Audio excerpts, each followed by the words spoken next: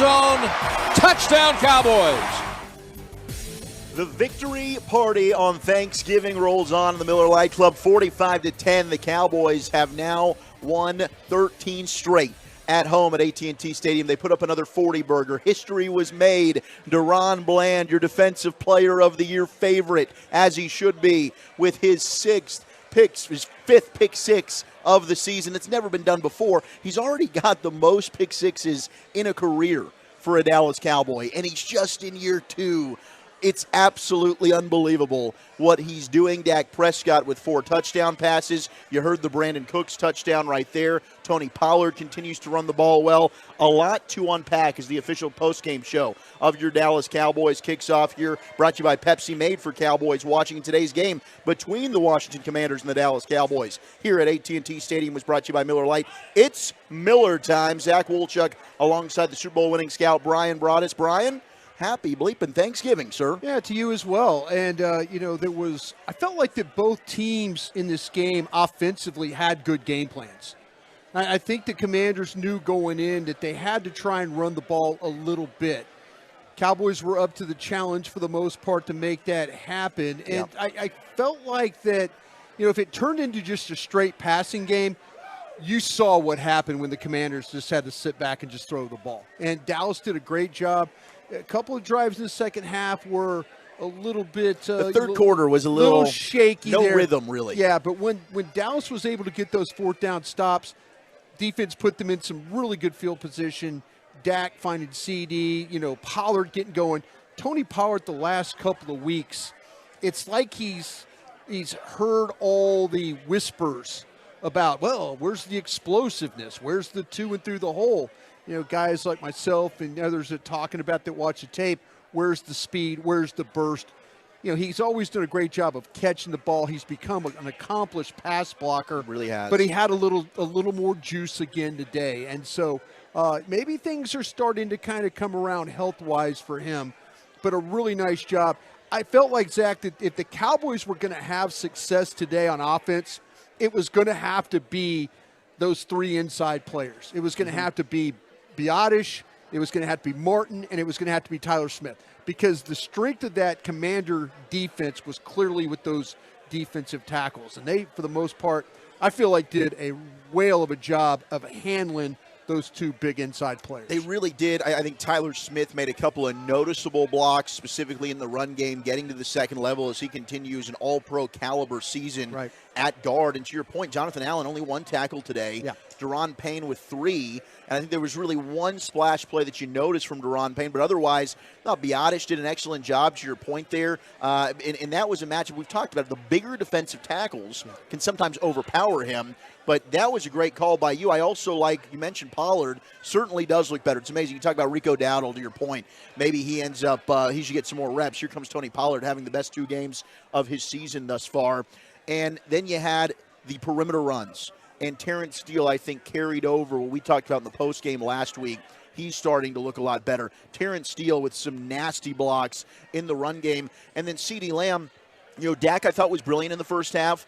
Third quarter, you noticed a little bit of a lull in the offense. You had a couple of punt opportunities there, but the defense kept him in it. Great play by Gilmore on that play where he got beat down the sideline. He's able to recover. And then you had Osa Digizua with a big stop. And then the next fourth down, it was Jonathan Hankins. 2 sacks today for Big Hank. That's a career high. How about that? We made so much conversation about the inside guys for the Commanders, but it was your big inside guy that and the defensive tackles I thought played really, really well for the Dallas Cowboys in this game. They did when the Commanders on tape, when you watch them play, there were some struggles on the left side of that offensive line when it came to the movement, when it came to the twisting and and I'll tell you what, Sam Howell did a heck of a job, in my opinion. 300-yard passer today. He avoided some sacks. That damage could have been a lot worse for the Commanders, but his ability to navigate the pocket, kind of break a couple of tackles, get forward on a play, and then find guys down the field. Samuel did a heck of a job for them, in the second, and they were going after Bland. They really were picking on Bland. They ended up scared. Bland ended up with 10 tackles, and if you got a corner that ends up with that many tackles, it wasn't all force plays. It was ball coming at his direction. But that's the one thing that DaRon Bland can do. He's got the ball skills. He's a willing tackler, and he plays with a great awareness. He does. And you want to keep picking on him, go for it. Eventually, he's going to make you pay for it, and he did. You're right. Those 10 tackles are a career high for DaRon Bland. For a corner to have 10 tackles, that's pretty. That just kind of shows you, like, whoa, wait a minute. How, those weren't all force plays. No. Those were balls spilling to the outside, and they were a lot of crossing routes today. And one of them was on a screen, and I remembered if he didn't make that tackle, I don't know if thing it would was have been out a the touchdown. gate. Yeah. It might have been, though. Yeah. It might have been. DaRon Bland certainly very active. Just 4 sacks today, and I say just because it did seem like the Cowboys were getting pressure. It could have been 8. Just about every single time. But Houdini, Sam Howell over here, able to evade some of those rushes. We talked last week, Dante Fowler, right? You gave the David Irvin comparison. That's my David Irvin out there. I think it's so true. I mean, he plays, 10 to 15 Do you notice snaps? Now? Yes. You notice he plays like 8 snaps, and when he he's gets out there, he gets a pressure happening. and a half sack. That's the kind of guy he really is. It was unbelievable watching him. So you ended up with Micah having a sack and a half today, and then you also had Hankins with those 2 sacks, and then Fowler got credited for half a sack as well. So 4 total sacks for the Cowboys defense, but it did feel like it could have even been double digits for Sam Howell evading some of that rush. It was, very much so.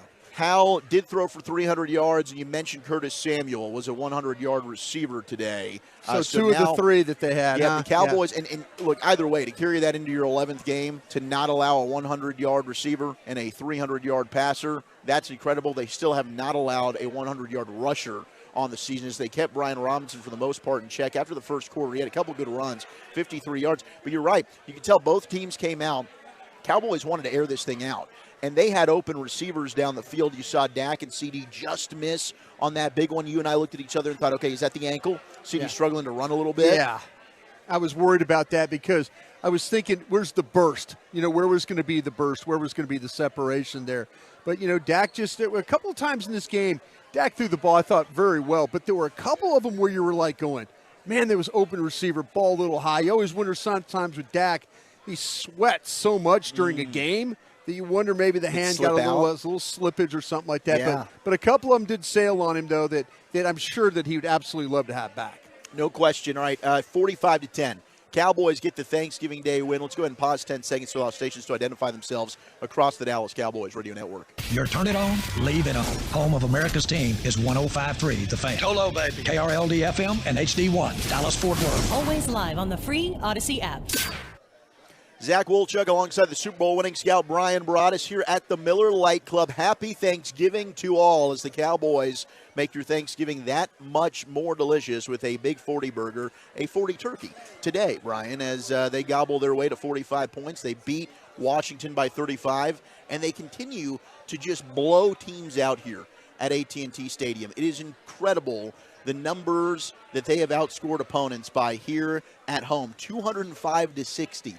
So far at home is how the Cowboys have outscored their opponents. They just absolutely beat the brakes off teams. They do. And I tell you what, Mike McCarthy is speaking to the media right now to our right, and you have to give him a lot of credit. Short week game plan, stuck with some things, maybe had 1 or 2 things that they worked on Carolina week, and it carried over into what the perimeter running game, the way that they attacked the Commanders.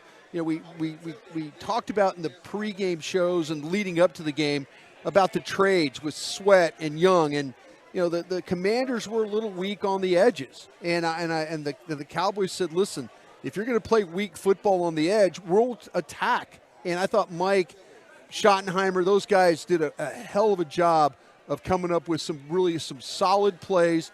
Things got a little bit muddy. They got a couple of 3-and-outs, kind of missed some plays.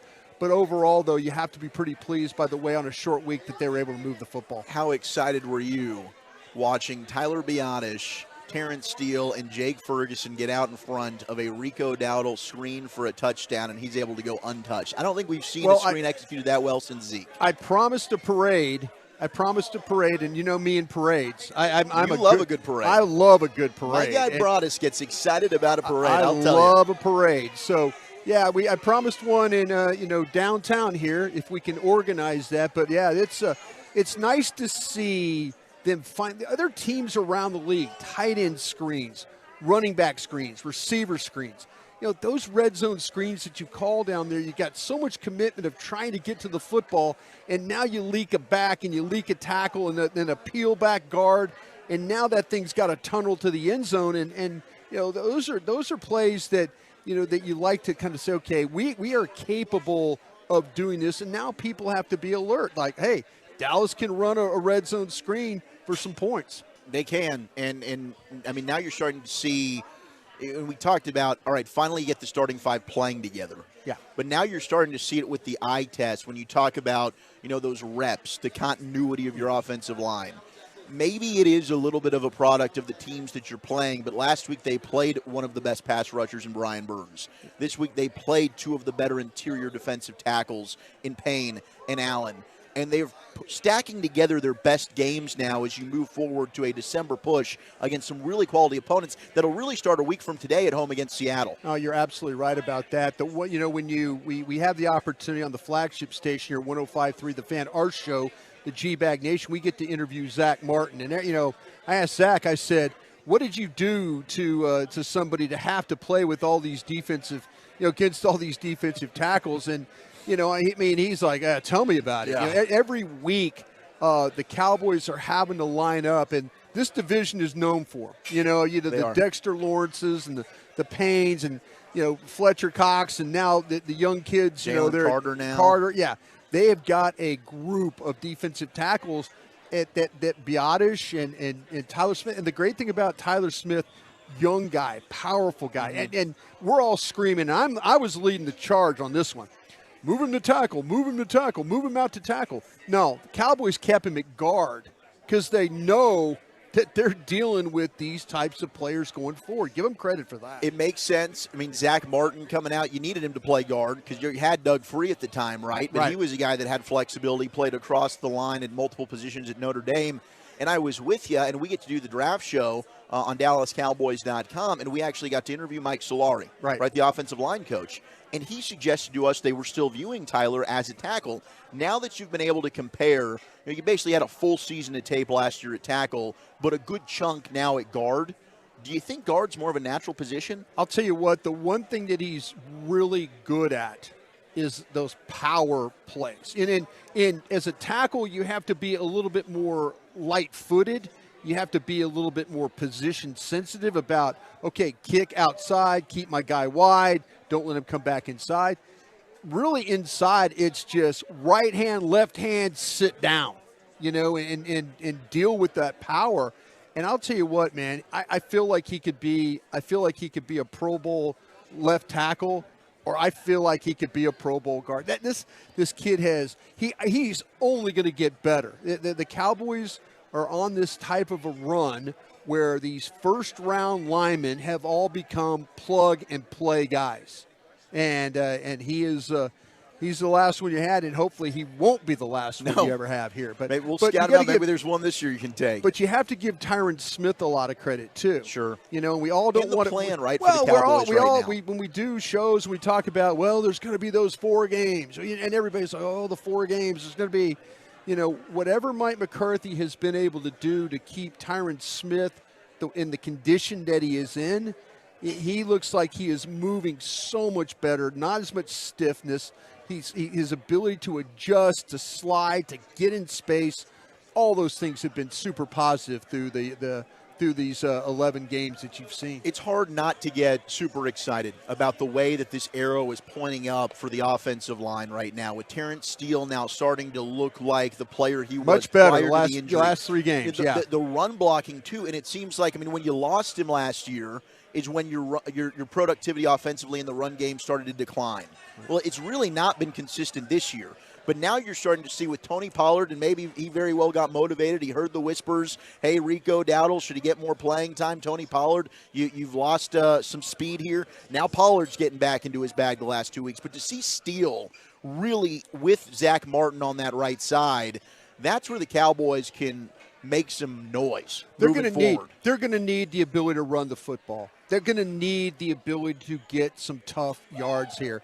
And if Martin and Steele and they get this tight end group. If, all of a sudden Ferguson and Schoonmaker, and you say, you get Hendershot back, and Hunter Lipke, you made a comment, whoa, Hunter Lipke, fullback block. Got a block on the linebacker. And there you go. So, today. They're going to need to run the football. You just cannot, even though Dak Prescott is playing at a very, very high level, just sit there and saying putting the whole entire offense on him right now, I don't think is the best thing to do. I think there's times where I feel like, oh, he can handle this, but don't go that path, especially if Tony Pollard's looking the way he has. Yes. And then Rico Dowdle is looking the way that he is running the football. It's just something you're going to need if you want a chance to go win a game in December in Buffalo. And in the postseason, if you've got to travel to Philadelphia and it's cold. San Francisco. In San Francisco. The mud and the rain. A big reason your offense is played so poorly is there's no running game whatsoever against San Francisco. It's not that you've got to be a run-first team by any means, because certainly Dak is dealing right now. You have to have the threat. But you've got to have the threat. Right. You've got to have the balance. We've seen that's when Dak's been the best in his career, and that's when this all successful offenses, when you have that balance, you have the threat of the run, to your point, and now you can go ahead and pick your poison with a CeeDee Lamb, a Brandon Cooks, a Jake Ferguson. How about a Kevontae Turpin, who had another touchdown today? And then the two young guns, Tolbert, with a little tip. Here's Jalen Brooks, the rookie. What a play that was. I mean, I love that they practiced that play and put it into the playbook this week. Yeah, that's one of those plays that Mike was saving to call in the short week. It was a savvy call. A very savvy call. But good for Brooks, by the way, of getting himself active. That just shows you. Have some size, make some plays. That means that, hey, I'm sorry Deuce Vaughn is sitting these games out, but here you are. Another rookie has stepped up in his role, played some special team stuff, and when they've asked him to play some offensive snaps, he's been ready to go. The kid doesn't go out there and bust. It looks like he runs his assignments well, and then he's able to make some reactionary plays for you.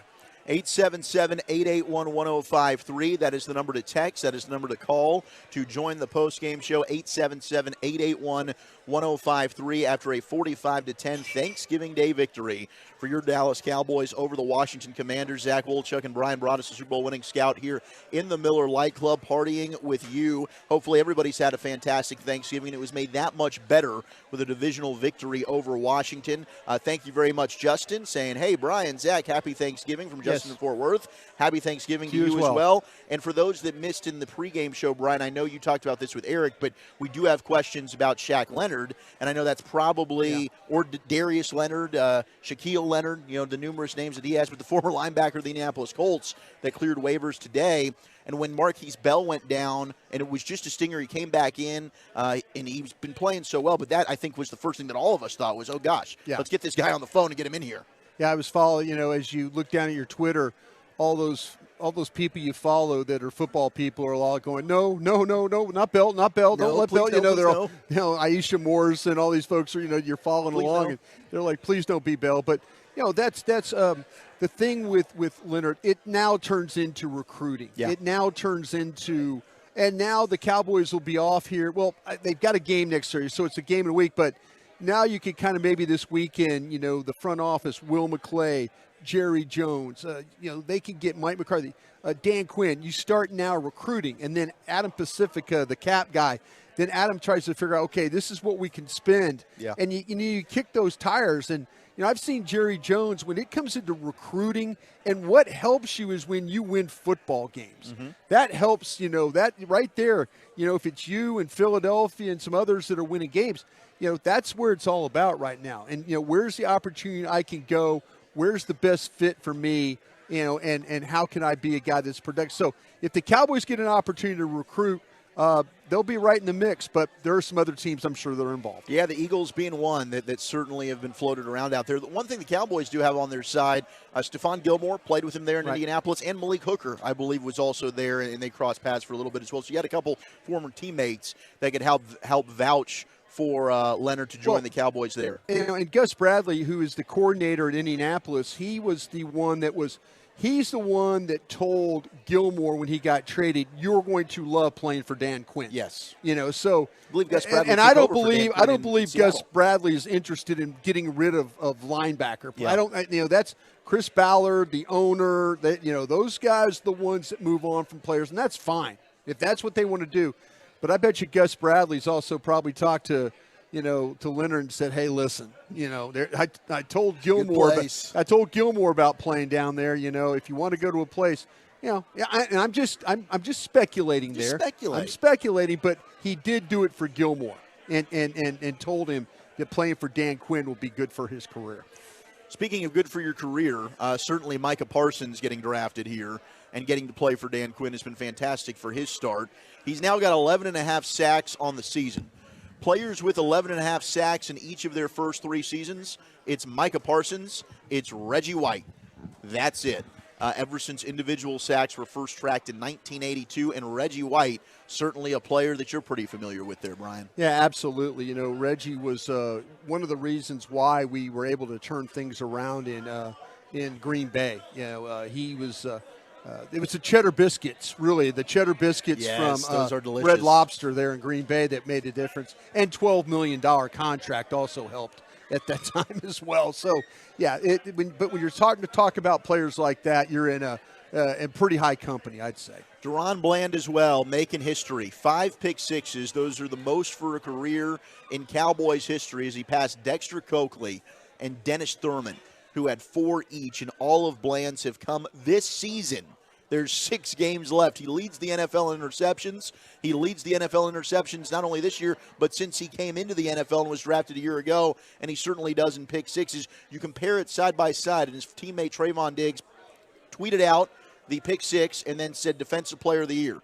Coming into today's game, he's got the lowest passer rating allowed among corners. That's probably going to stay, even though he did give up a couple of catches today. But you compare it with his teammate Stephon Gilmore, who is the last corner to win Defensive Player of the Year back in 2019. He's got the same amount of interceptions. He's got 2 more defensive touchdowns already. He's 8 deflections shy. He's got a better quarterback rating against, and he's got fewer yards allowed against for DaRon Bland. If that's how you got to win it, make a difference there and score as a corner. And he's got more touchdowns than CeeDee Lamb, Amon-Ra St. Brown. You name several offensive players. I mean, DaRon Bland, how is he not the favorite right now for Defensive Player of the Year? I'm just going to tell you right now, though, I think if he was playing nickel, he probably would have the same. The way that people attack you in the nickel at the slot, he's done a great job of being in position and trailing routes and then being able to kind of break on the ball and do all those things. But I'll tell you what, man, him playing in the nickel or him playing slot and having to, his year might be even better. Yeah. That's the thing. I love watching that kid play in the slot. Just the way he carries routes, how physical he is, how close and how tight. On the outside, he could play at a little bit of depth and have to drive on ball. But you put him at that nickel, he could play press, and now he can run with you. We've seen his issue might be the double move. We've seen, and today on the 4th down play, they could have got him on. They could have, but they didn't. But him playing at depth, you're going to see people challenge him that way. That's good. But you play him in the slot, man, he is going to be right on top of you and make a lot of plays. And I wouldn't be surprised if Dan Quinn needs to maybe throw some different tendencies in these next few games. Because it's 100% of the time that Jordan Lewis is going to play in the slot. If you say, yes. Well, who's the slot corner? It's Jordan Lewis. Maybe once in a while you want to throw Bland in there just to kind of make it like where people will say, whoa, wait a minute, it's not 100%. Yeah. If we put our guy in the slot, they might walk Bland inside. Travel with the best receiver, maybe Amon-Ra St. Brown when you play the Lions. You put him in the slot there, or Tyler Lockett, who's coming up next week, some of those quicker receivers. Right. I like what you're saying there. All right, much more to get into. Yeah, but bring McQuamu to the outside. Easy on the outside for the size. Right. Yep. I like that a lot. And we'll be able to break that down. We'll have the voice of your Cowboys, Brad Sham, coming up as well. We've got head coach Mike McCarthy. We got player audio. Plus, we want to hear your calls, your texts, 877-881-1053. You're listening to the Dallas Cowboys Radio Network. Experience the most electrifying event of the holiday season. Cowboys Christmas Extravaganza powered by Reliant at the Star in Frisco. Every Friday and Saturday night from November 17th through December 16th, Cowboys Christmas Extravaganza ignites the Star with an unforgettable holiday performance, showcasing 65 incredible performers, including the Dallas Cowboys cheerleaders, plus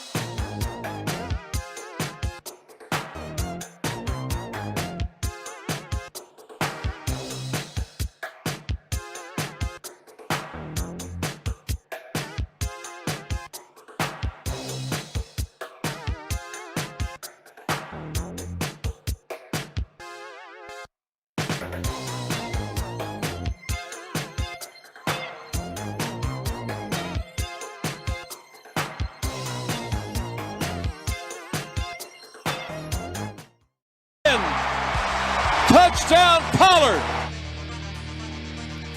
Tony Pollard continues to look like his old self. 13 carries, 79 yards, and a touchdown. Average 6.1 a carry today, a long of 27. That 6 yards per carry is the most of the season thus far. He also added in 6 catches for 24 yards as well. And Tony Pollard continues to look like the running back the Cowboys were hoping to get when they franchise tagged him. And joining us now, our Cowboys insider, Bobby Belt, here on the official postgame show of your Dallas Cowboys, brought to you by WinStar. As the casino of the Dallas Cowboys, WinStar knows what it means to be a star. With over 10,000 of your favorite electronic games, the all-new 2-story WinStar Spawn Cascades, our luxury pool complex, WinStar really is the place to feel like a star. Please game responsibly. Zach Wolchuk alongside the Super Bowl winning scout Bryan Broaddus after a 45-10 Cowboys win. Bobby, happy Thanksgiving, sir. You had certainly one of the calls of the day. I went 4 total touchdowns for Dak, but I went 3 passing, 1 rushing. You were smart. You went just 4 flat touchdowns, but you also called history. I did. I said DaRon Bland would get the turkey leg and get the record-breaking pick 6, which at this point, it's not that impressive a call because he's scoring touchdowns every week. And so I'm essentially just calling like a Christian McCaffrey touchdown is what it feels like at this point. But, man, they were so excited for him in that locker room when he jogged back because he was out there obviously with Dak. They got their separate turkey legs. And then as he was jogging back and he got into the locker room, you could hear the whole locker just like erupt with like cheers. And so everybody was thrilled for him. You saw the whole sideline was just freaking out, trying to make sure that he got to the end zone. But it was a really cool moment for him and a really great, I don't know, I was about to say a great performance overall by the Cowboys, but I mean, there were some struggles along the way. But that fourth quarter was just absolutely dominant. Bobby, Al Harris and Joe Witt don't get nearly enough credit for the way that they've worked with this kid, have they? Yeah, I mean, they've done a great job.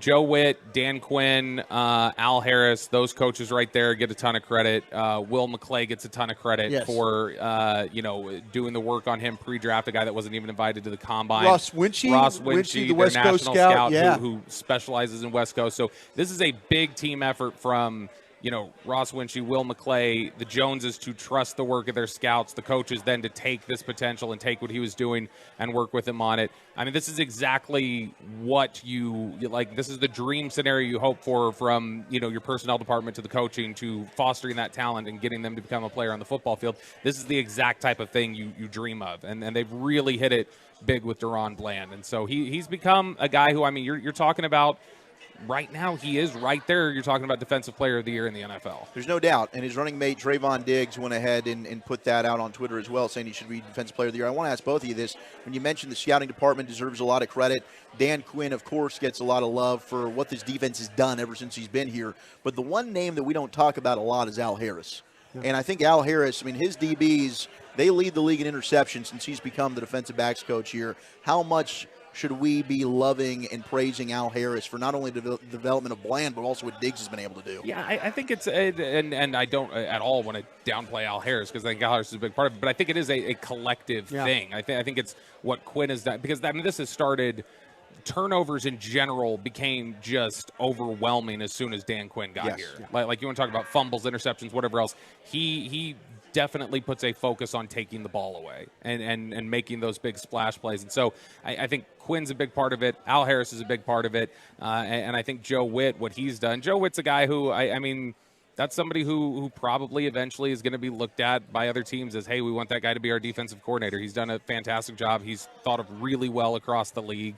And so you've got really good coaches on that defensive side of the ball right now that are fostering the talent. Bobby, when you look at Tony Pollard, he looks like Tony Pollard week 7 of last season. Mm-hmm. The way he's running the ball. Yep. I mean, today, if you're not capable of getting the ball to, and today was perimeter game. Yeah. Today was get ball to the edge, trying to attack the perimeter, crack toss, handoff. That little flip play, they call it a pass. Mm-hmm. It's like a 20-yard pass, but it looks like a little run. Yeah. Has Tony Pollard, has he been hearing all of us talking about him, or is just the health of Tony Pollard all of a sudden in week 11 is where it needs to be? You know what I think he deserves a lot of credit for, actually, is that I'll disagree just a little bit. with you guys. I can't believe you're going to disagree with me on this, the Bobby. Pollard of old. I'm really disappointed in you what right I think now. you're seeing is I think you're seeing an adjustment from Tony Pollard. I think he's been a much more physical runner the last couple weeks than we've ever seen. Yes. And I think that what he's lacking His in burst. blitz pickup stuff is physical. I think that's the thing. I think he's adjusting. I think he's saying, all right, like I've got to play the game a little bit different way. Said that, and so I don't think it's necessarily. I mean, I think he still has burst, has juice, but what he's lacking there, I think, in the last couple of weeks, he said, I'm going to dole this out a little bit. And people, for some reason, they always thought of him as some small guy. He's not small. He's a thick-built guy. Yeah, he's actually the same size as Deebo Samuel. I mean, yeah, he's like 215, 220, and he doesn't look thin when you stand next to him. He looks, like a solid guy. And so I think that you've just seen him kind of change things. And I'll say this. I think it's not only you're getting the Tony Pollard of old in a lot of ways. I think what you've got the last 2 weeks, especially today, was you've gotten the Terrence Steele of old. Yes. Terrence Steele in the run game looked fantastic. Terrence Steele was were moving people. Several times where I noticed, there's Steele sealing something, or there's Steele getting movement. He looked fantastic today. I think both of those guys, that has been huge for this football team. True or false, the Cowboys' defensive tackles outplayed the Commanders' defensive tackles today. True. I mean, Jonathan Hankins was a game wrecker in this one. Oso Odighizuwa needs to be in the I Pro knew Bowl. the answer to that. I just want to make sure you knew that. You're putting it on a tee for me. I appreciate it. I'm trying. Oso Odighizuwa needs to be in the Pro Bowl. Oh, hell yeah. He has been really, really good this Really year. consistent. He's incredibly disruptive. Yeah. He's week in and week out. I can't remember a game where I went like, man, Osa didn't play so well. Didn't have a good, yeah. I mean, with you, generally, no matter what, how the performance has been for the team, we've come out of it saying that Odighizuwa has had a great game or been good just about every single week. I think that consistency is huge, and you can make an argument nobody's motor runs hotter on defense than him. He is always just going. No doubt, and he's been fantastic. I think you started to see that really the last few years, but training camp, it seemed like, okay, this is going to be the breakout year for Osa, and what Hankins did today was also brilliant. What did you think overall about Dak and his 4 touchdowns today? We talking MVP? Give us the MVP sell. If you have a great year and the Cowboys are one of the better teams in the league, like you're going to be discussed. It also may just be he may be in MVP talk if this keeps up. Obviously, he may be in MVP talk just because of a lack of good candidates. There's not like a blinking light, like obvious guy this year.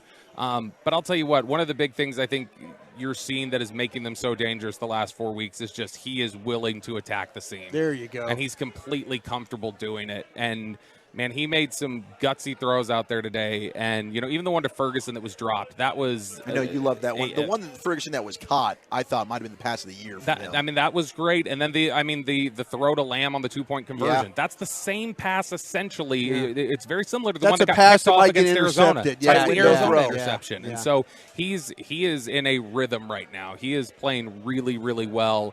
And I mean, everything's clicking for them. And now here comes the true test. Here comes Seattle, Philly, Buffalo, Miami, Detroit. That's where your season is going to be made. No doubt. And yes, I just saw, some Philly trolls out there on social media. Yeah. Cowboys still haven't beaten a team that's got more than 4 wins on the year.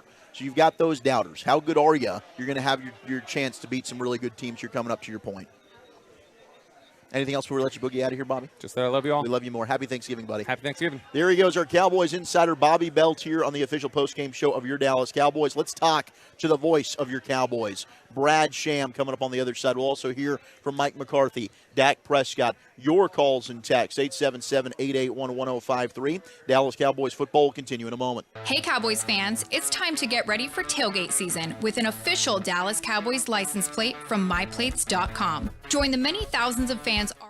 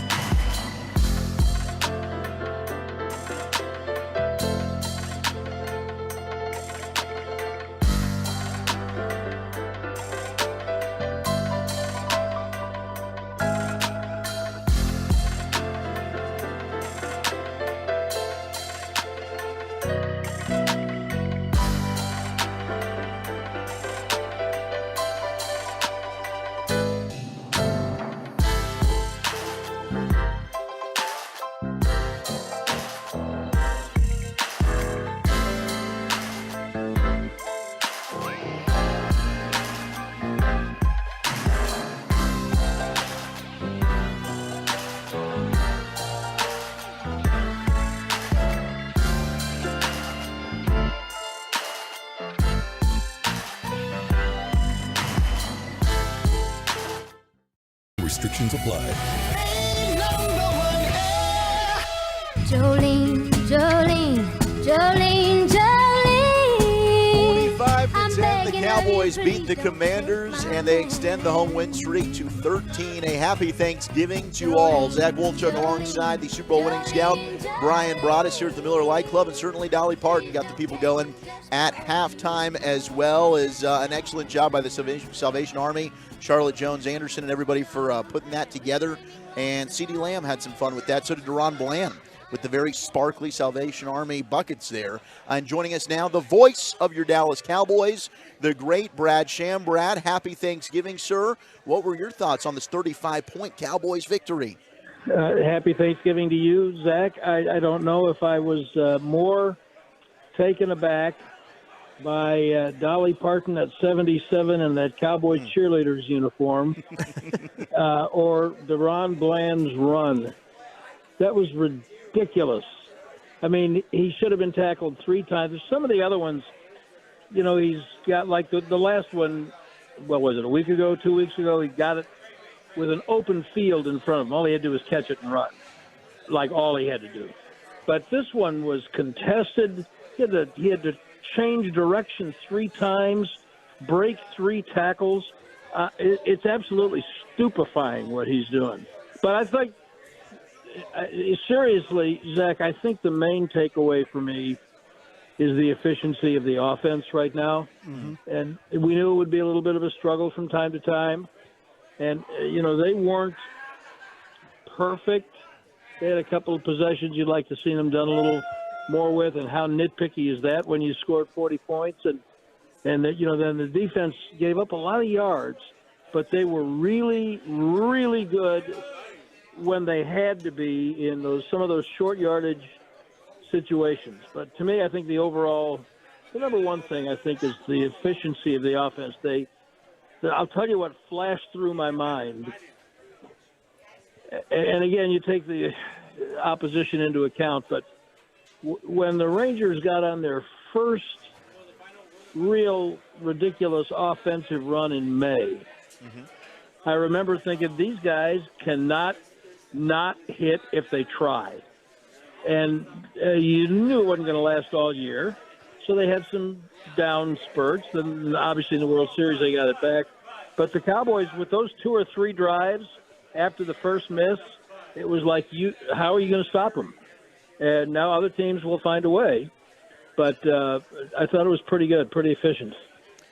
Brad, that throw that Dak Prescott made on the 2-point play, that it was a really confident football that was thrown in there to CeeDee Lamb, because there was not much room for him to be able to find CeeDee on that back end line. Yeah, but he's not afraid of tight windows right now. Absolutely. Now, you know, it's sometimes it's a little harder to see because he's getting some guys so wide open. But he is not afraid of a tight window.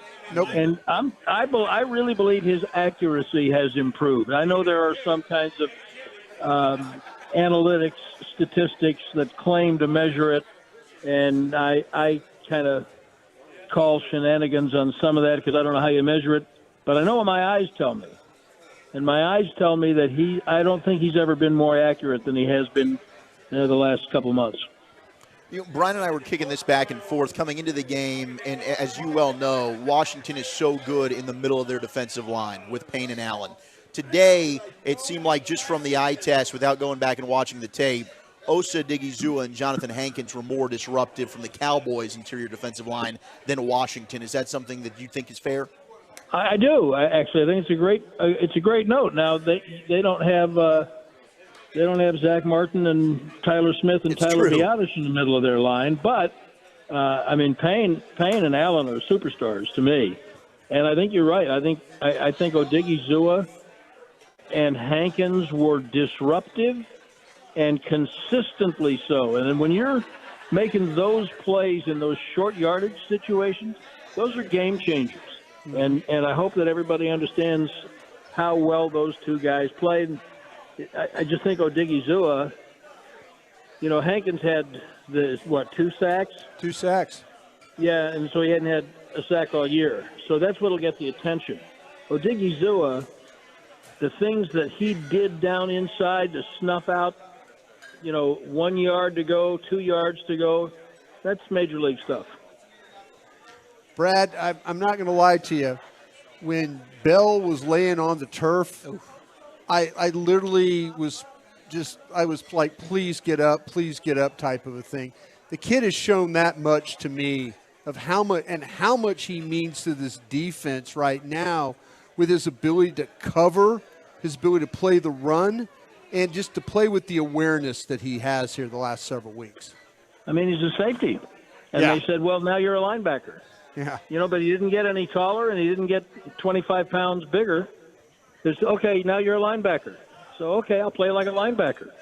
It's remarkable. This guy's a free agent. We talk about Bland. Guy, nobody drafted him. Right. And this, to me, is some of the magic of Dan Quinn, who's been able to take guys and turn them around and change positions on them.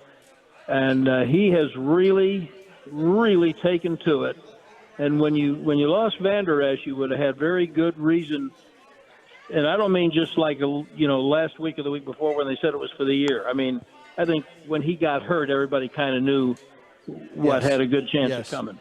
Right. And from that point, both in terms of physical play and play calling, leadership, and veteran savvy, you could have seen an implosion in the middle of the defense, and you haven't. And I think Clark has stepped up, but I think Bell's exceeded expectations by a bunch. Tony Pollard is certainly stacked together now. Very good back-to-back games. Seems like Terrence Steele is also putting together good performances as well. He seemed to be moving people in the running game. And I know we like to say, hey, we got to go back. We got to watch the tape. But just from what you're being able to watch from your vantage point, are you starting to get more optimistic and confident that this running game can be what we envisioned maybe at the beginning of the season? I'd say hopeful, but I do think that Steele, and I will try to steal EAL. Yes. I'll look at an offensive lineman if I can tell on a good play which lineman made a significant contribution. I like to say his name because it's an important part of what they do. So sometimes you can tell, and sometimes, Steele is like burying guys on the corner. He makes some plays in the run game. They, for a man his size, they put him in motion and pull him out and do all kinds of things more than you'd think. But, he is playing better the last 3 weeks. Pollard, to me, has a little pop. We didn't see it the first month. We sure didn't. Now we are seeing it. And Dowdle's a great offset. Mm-hmm. And, I don't know what their season will end up being, but I sure do want to know what they talked about during the bye. Because it has not been the same team, especially on offense. Brad, you brought something up very interesting of wonder what was said. Do we not give this coach – I know I don't. I'm critical of this head coach a lot. Yeah, it's all your fault, Brian. I'm very critical of him. Should we give him more credit for being a good listener? Well, you have to give him credit for because we weren't in the meetings, we don't know if he was a listener or if he went in and kind of took command and said, okay, we got to make some changes. Right.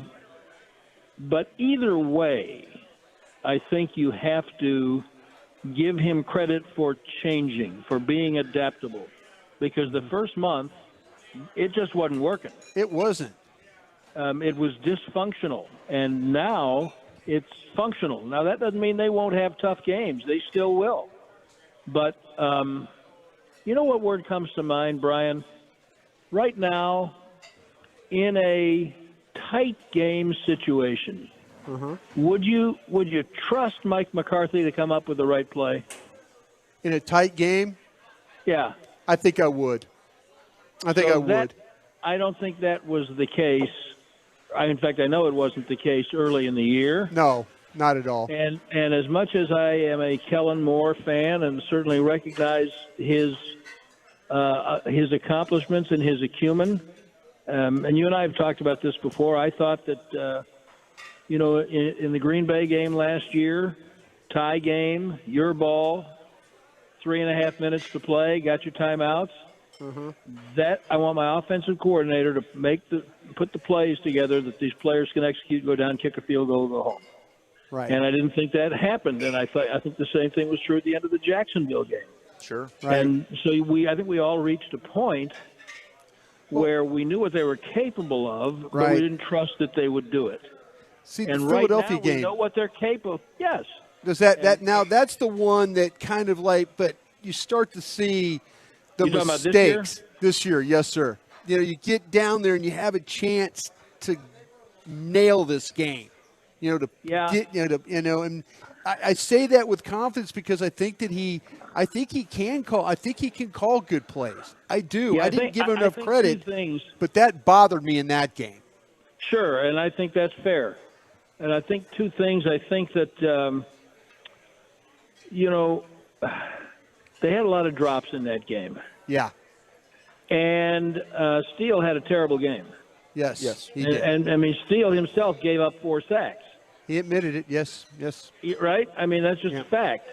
Now, I do think that the play caller has to bear some of the weight of, the last minute or two.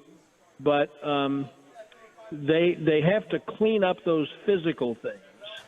And I would expect them, I'm not saying it'll happen, but I think it's fair to expect that the improvement we've seen since the bye will not necessarily stop.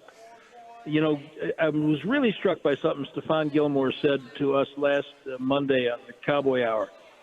He said, on the special teams that I've been on, which is 2 Super Bowl winners in New England. And at first I thought he was talking about special teams. I thought, when did you play special teams? Then I realized what he was saying. He said, on the special teams that I've been on, this was the time of the year that we started to get it together and go. Right.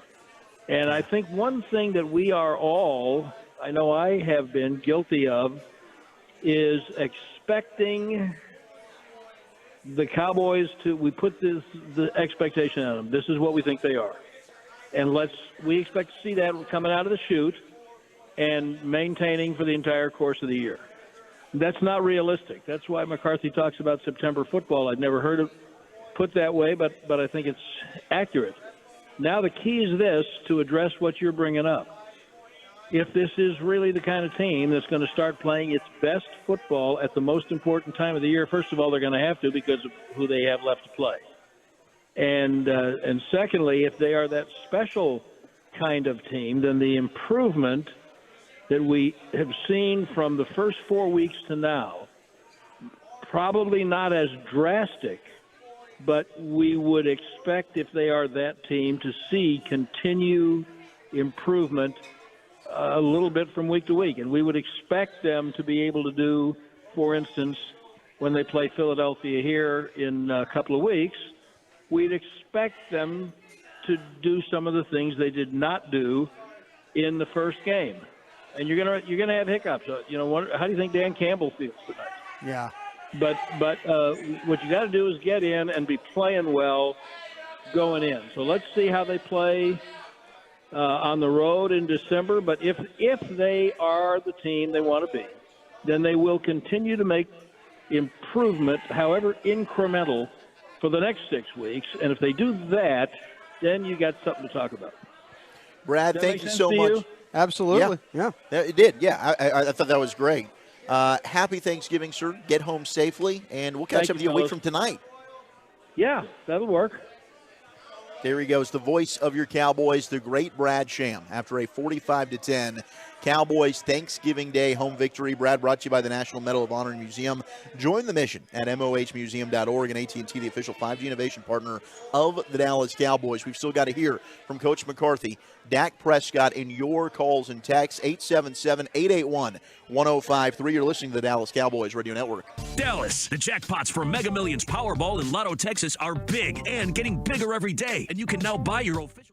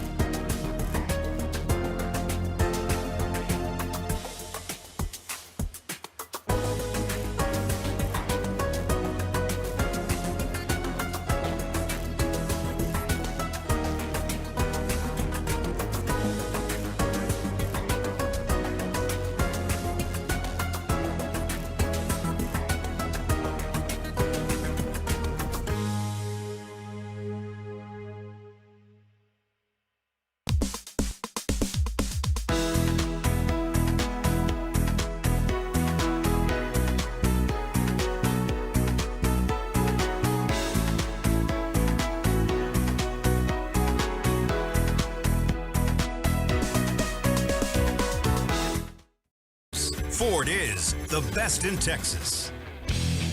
1st and 15, and Prescott back to throw it out of the end zone. Medium deep to Ferguson at the 40, and what a great throw. Put it right over his shoulder. And Ferguson, who had his man beat, has brought them out of the shadow of the end zone. I thought it was the throw of the year for Dak. I mean, as Brad called it there, in the shadow of your own end zone, no hesitation. And we know Dak throws that seam pass to perfection, but he threw it right over the shoulder. He can throw interceptions doing that too now. He can, but that ball placement. Not this year, though. He couldn't have handed that ball to Jake Ferguson any better for that one. It was an absolutely beautiful play. Ferguson's only catch for 35 yards right up the seam to get the Cowboys out of their own end zone. I believe they scored on that drive, 45-10. Cowboys get the win. They're 8-3 on the season. They're 5-0 at home. They've won 13 in a row here in the friendly confines of AT&T Stadium. Washington's now 4-8. They're 3-4 away from the poop-filled FedEx Field. You remember the last time they lost at home? Week 1 against Tampa Bay last year. There you go. And the following week, I joined you on the postgame show, and we're undefeated, baby. We told Ari to take a hike. Said, Ari, no more of these L's to the Bucks. No more Get losing. up out of here. You go do your job in Sirius, all right? I'm going to take the reins here. I'm Happy the captain holidays now. to you, Look Ari. at me. Look at me. 877-881-1053. Yes, I miss you and the identity of this team. Yeah, what do you think the identity is right now, Brian? Zach, what is the identity of this team? It's a great question, Ari.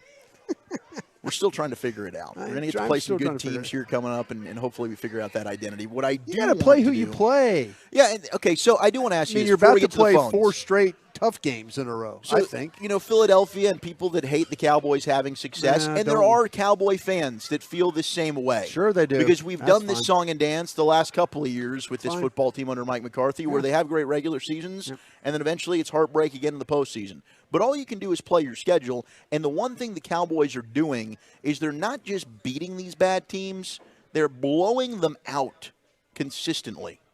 Yeah. And that's rare in the NFL. I think you're absolutely right. And, you're absolutely right because the scores tell you you're absolutely right. But, you play your schedule. And however the schedule falls, that's what you play. And the fact they're playing games at home, they winning homes, if they found a way to win the Philadelphia game, that would have been great. But to me, we always talk about the eye test. The eye test is offense moving the football, offense running the ball better, offense now with the offensive line finding ways to get blocks and to kind of get the running game going. Defense still puts a lot of pressure. There's times where they fall apart in the run. When they fall apart, it's usually self-inflicted falling apart. No, to me, this is a good football team. This is a good football team, and we'll see. They've got some really, really difficult games ahead, and they'll a couple of them on the road. You find a way to win those games. Kansas City and Philly, you got to give Philadelphia credit. I know Dallas Cowboy fans refuse to do that because the fans in Philly are a-holes, and they don't nobody wants to give credit. But you go win a game at Kansas City at Arrowhead and don't play your absolute best. You gotta give credit to them. You're not 9-1 by accident. You're not 9-1 by accident. Did they get breaks against the Cowboys? Did they get breaks because Kansas City didn't catch the football? Did they get breaks by the officiating against Miami? If you watch their games, 100% they did. Sure did. But they came away with wins. That's exactly right. If the roles were reversed, we'd be talking about the Cowboys. We would be talking about ecstatic. And the Philadelphia fans would say, "Oh, you're like Minnesota last year. You're the team. You're Minnesota. It's fool's gold and all that." I'm like, well, Philadelphia's going to come here. You need to find a way to beat Philadelphia. But next week you need to find a way to beat Seattle. And that's going to be a tough matchup. And that's going to be a tough matchup. And, and how you look going on, this is when the calendar changes to December, you do. Bill Parcells always said this. And, Bill, hell, he got rid of me, but I still respect the man for what he says. He says, this is now where you know your football. After Thanksgiving, you know what your football team is. And I think the Cowboys are playing at a pretty high level right now. 49ers, by the way, leading Seattle 7-3 as they play late in the first quarter. Deebo Samuel with a rushing touchdown has the lead there for San Francisco. Let's go ahead and pause 10 seconds to allow stations to identify themselves across the Dallas Cowboys radio network. Your turn it on, leave it on. Home of America's team is 105.3 The Fan. Hello, baby. KRLD FM and HD1, Dallas Fort Worth. Always live on the free Odyssey app. Zach Wolchuk alongside the Super Bowl winning scout Bryan Broaddus celebrating with you. Happy Thanksgiving, everybody, after a 45-10 Cowboys win over the Commanders. Let's hit the phones, and a lot of you have been waiting patiently, and we'll hear from Mike McCarthy and Dak Prescott here momentarily. Let's go to James in Dallas. James, how you doing, sir? You're on the official postgame show of the Dallas Cowboys. Now, that's how you win a football game. Happy Thanksgiving, Bryan Broaddus, big fella. Wolchuk, I love to hear you. I love you on this Cowboys victory. Thanksgiving Thursday.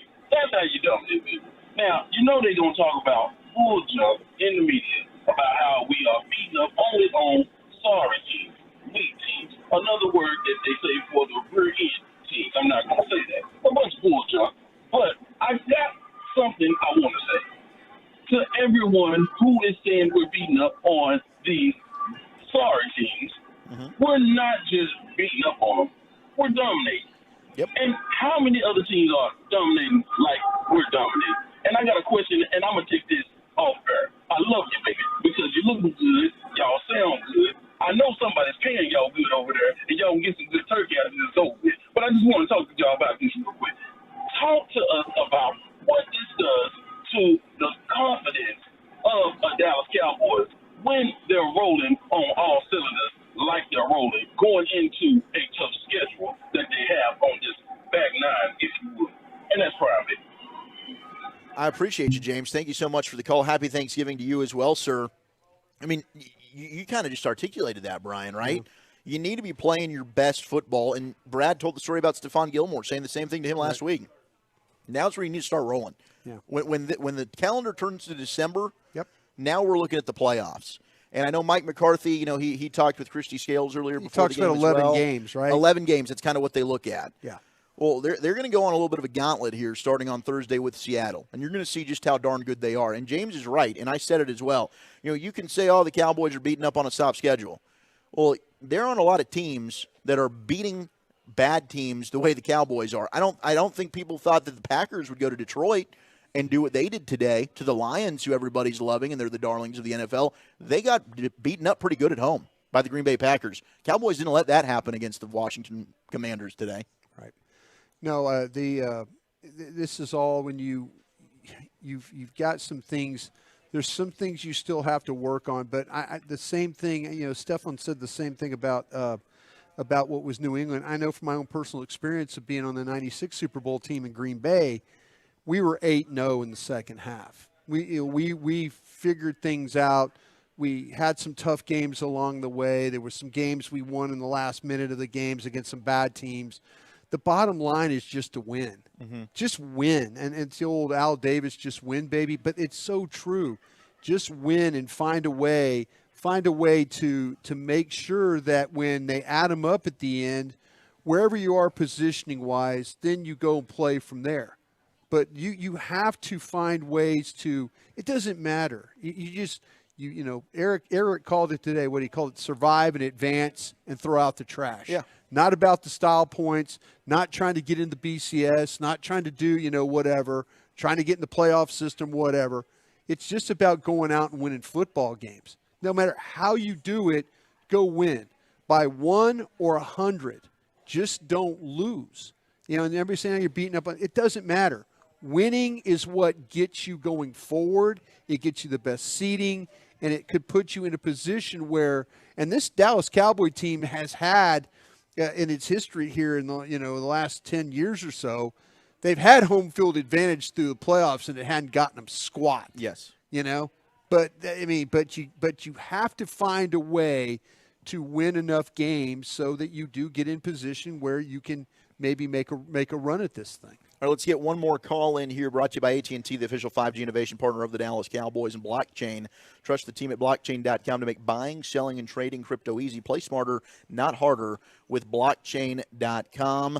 And we will go ahead and rock with Rod in Rowlett here on the Cowboys postgame show. What's going on, man? Happy Thanksgiving, Zach and Brian. Thank you. Happy Thanksgiving tonight. Yeah, I'm thankful for my family, having a warm place to sleep tonight, having a warm meal to eat. Thankful because about a month ago we got to hear Eric Nadell make the call for world champion Texas Rangers. Every week we get to hear Brad and Fade calling games for America's team. I'm calling because I got a friend who texted me to say that America's team dominated tonight despite having below-average quarterback play. Tough for me to see where he's coming from when Dak's got 4 touchdowns. So wanted to hear what y'all are thinking about that, what we need to see from Dak, whether or not y'all think he can take us to the promised land. And that's all I got. Thank you so much, guys. Appreciate the call there, Rod. I mean, I think the third quarter, there was a bit of a lull. There was a lull. There was the pass to Ferguson that was wide open. There was a couple of them. But it's hard to say that your quarterback played subpar. No. When he goes 22 of 32, passes, yep. 331 yards, averages 10 yards of completion, 4 touchdowns to no interceptions, doesn't get sacked, and his passer rating is 142.1. I think the quarterback was pretty darn good today. 4 touchdowns, no turnovers. Yeah. Say your quarterback played pretty damn well. Pretty damn well. Yeah. And the question will be, and to Rod's point there, look, maybe your friend is just never going to like Dak. And there's people that are out on people Dak, that hate him. and they don't believe he's ever going to be that guy, and they're kind of dug in with that. There are. And so far in the postseason, with the way they've lost, okay, that's fair. I was critical of Dak after the 49ers game. I can understand how they're feeling. But we're going to get to see. You know, Dak, the same people that want to say it's laughable to have him in the MVP conversation, and the Cowboys aren't that good because they are beating up on bad teams, he's going to get to prove it. Yeah. He's going to get to prove it starting this time next week against Seattle, which has one of the better secondaries in all of the NFL. He's going to get to prove it in the rematch with the Eagles, going to Buffalo, playing Miami, playing Detroit, and then in the postseason. So we're going to get to see. He'll be able to answer that question for you. Yeah. As long as Dak Prescott does not turn the ball over, this team offensively can do some great things. They really, really can. So, and he's done it, and he made a couple of throws from, when you go back in the day, you were thinking, okay, middle of the field, he's tacking. This is where they've had interception problems in the past. No, ball was right where it needed to be. And, so as far as leading your team, it is a team game. Is it a lot of responsibility on his shoulders? Absolutely. Does he know that? Absolutely. Does the play caller know that? Absolutely. But as long as he continues to throw the ball with the confidence as he has, those passes we've seen down the seams, the 2-point play to CD right in the middle there, the pass to CD on the outside, the pass to on the third down, and was it 3rd and 11? Yep. They throw the ball to Cooks for 25 yards? 25. As long as your quarterback continues to do that, you're going to win a lot of football games. 877-881-1053. That opens up a couple of lines. A lot of you have been waiting patiently. Stick around. Don't worry. I'm going to get to you. Big Jim, Scott, some of our regulars out there. Happy Thanksgiving. Appreciate your patience. We do need to hear from the head coach and quarterback of your Dallas Cowboys, and we'll do that as Dallas Cowboys football will continue in a moment. Through life's ups and downs and for all the journeys ahead, you know what to bring. The car you can count on. Blue Cross and Blue Shield.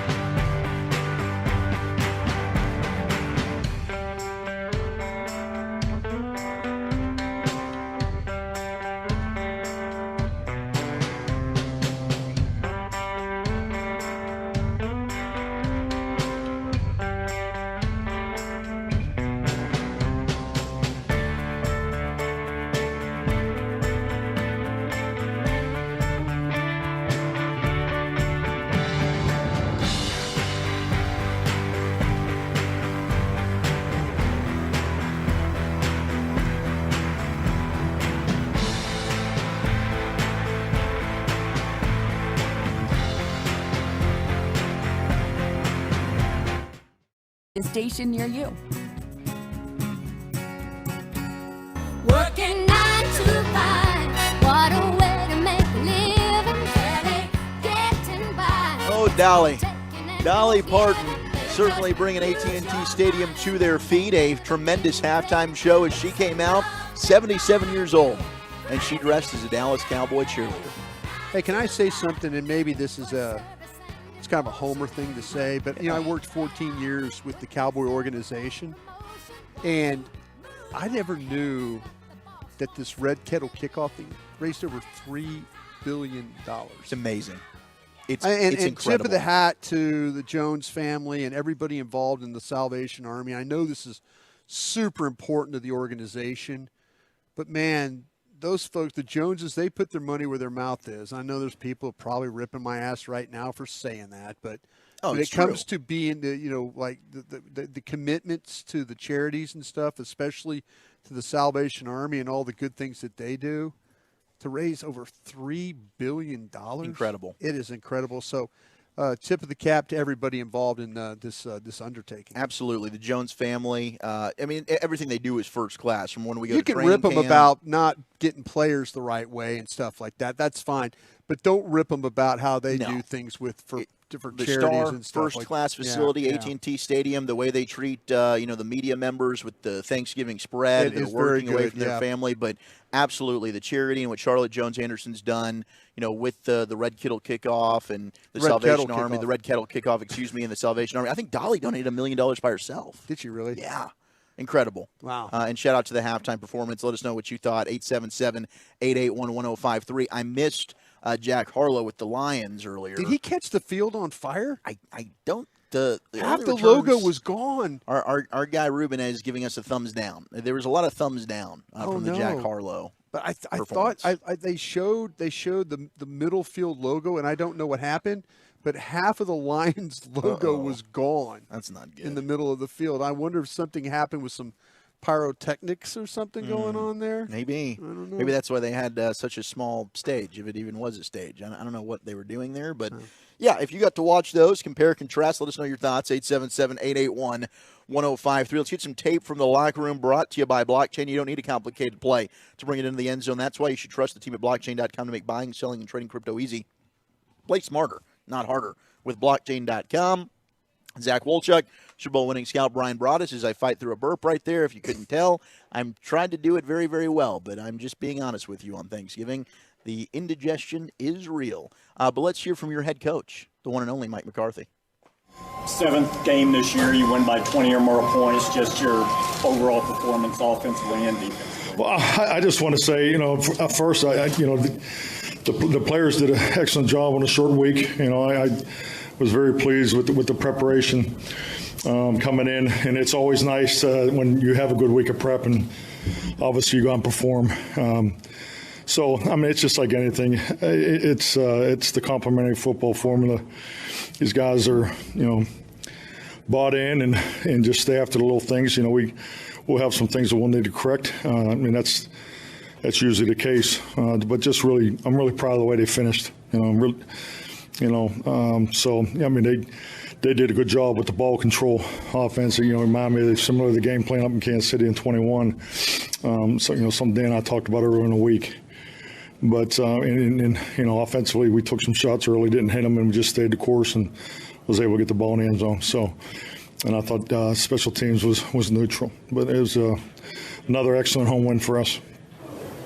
I'm Mike Toddarch with ESPN. When DaRon's bringing another one back, what are you doing? What am I doing? I'd like to tell you. I'd like to tell you I had something to do with it, but I have absolutely nothing. But man, what an incredible! Just what an incredible play. What he's done in such a short time in his career, and he's such a humble young man. And I think if you could just see, I hope you saw it on the sidelines and felt it. Just the reaction itself is, something I'll never forget. Obviously it was NFL history, but and in reaction when he came in the locker room. So I think that tells you, it speaks volumes about how people feel how everybody feels about him as a man. But man, he's he sees it and gets it, and the return was as good as I've seen. I believe you're the coordinator in New Orleans when Joe pulled out the phone underneath. Why God's name are you bringing that up? What do you make of the turkey leg celebration? Oh, the turkey leg? Yeah.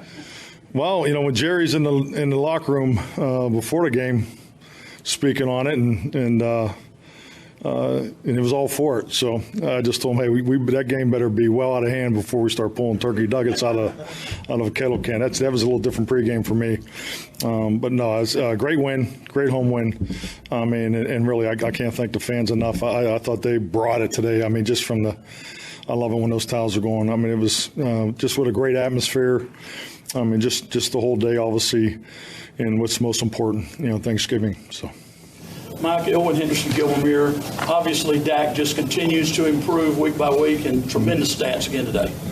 Yes, definitely. I think the situational football really stood out. The clutch throws, particularly attacking the end zone.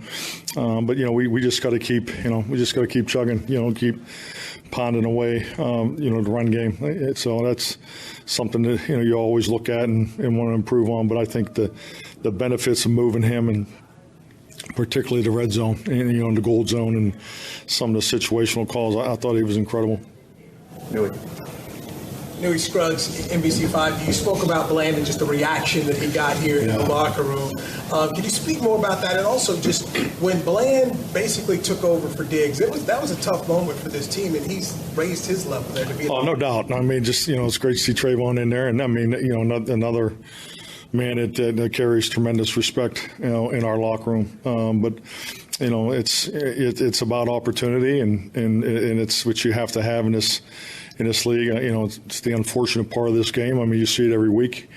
So I hopefully we look relatively healthy coming out of it, which is probably the most important statistic next to winning. So yes, I mean, DaRon is just from every opportunity he's given, he's just been so steady. So professional for a young man, and then just his playmaking ability is special.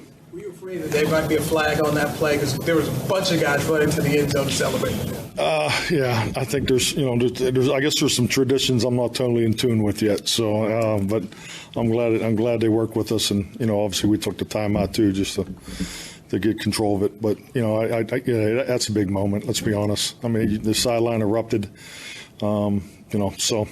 We're very happy, very proud of DaRon. Head coach Mike McCarthy there. It was amazing. So to peel back the curtain, we, Brian and I are up at the press box, obviously. We do the Miller Lite Club. We do the postgame show from the Miller Lite Club here. So we've got to go down the elevator. Usually we try and leave like 6 minutes left to go unless the game's really tight. This one clearly out of hand. So we're walking down with Bobby Bell, and Bobby said, man, I called the 4 touchdowns for Dak. Only thing that hasn't happened yet is Bland getting the pick 6. Like, man, I was really surprised it didn't happen. I walk into the Miller Lite Club. I see the entire sideline going crazy and running up the sideline, and DaRon Bland is running back the interception for his 5th pick 6 of the season, a new NFL record. It was amazing. The life, the excitement, the electricity that sideline had, and how happy everybody was for DaRon Bland. Just an outstanding football player. And, and today it wasn't easy for him.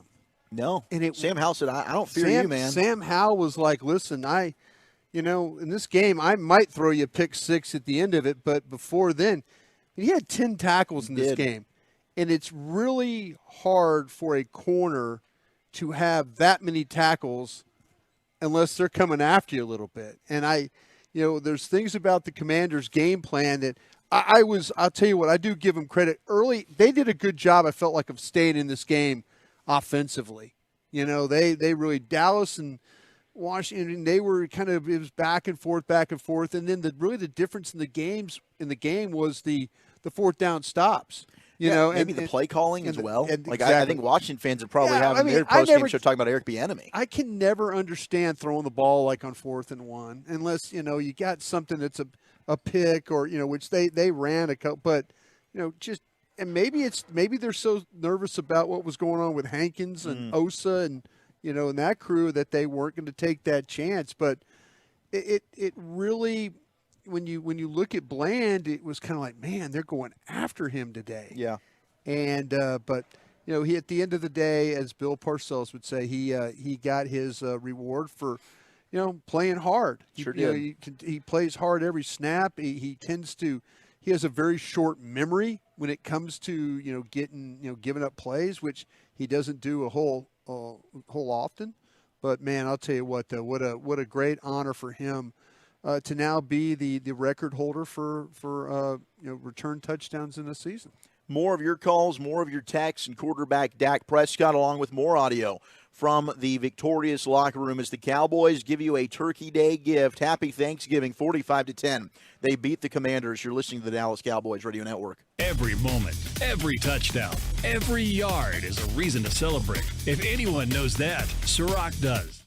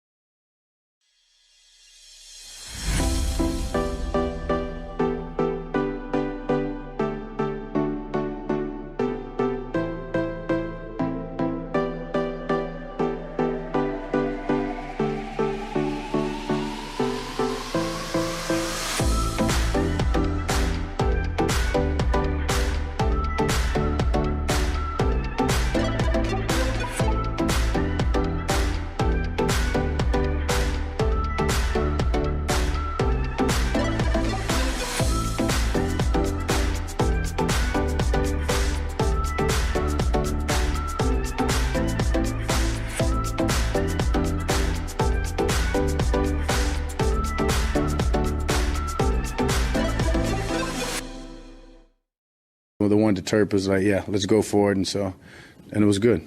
That speaks to the confidence you guys have in yourself and the way you're playing.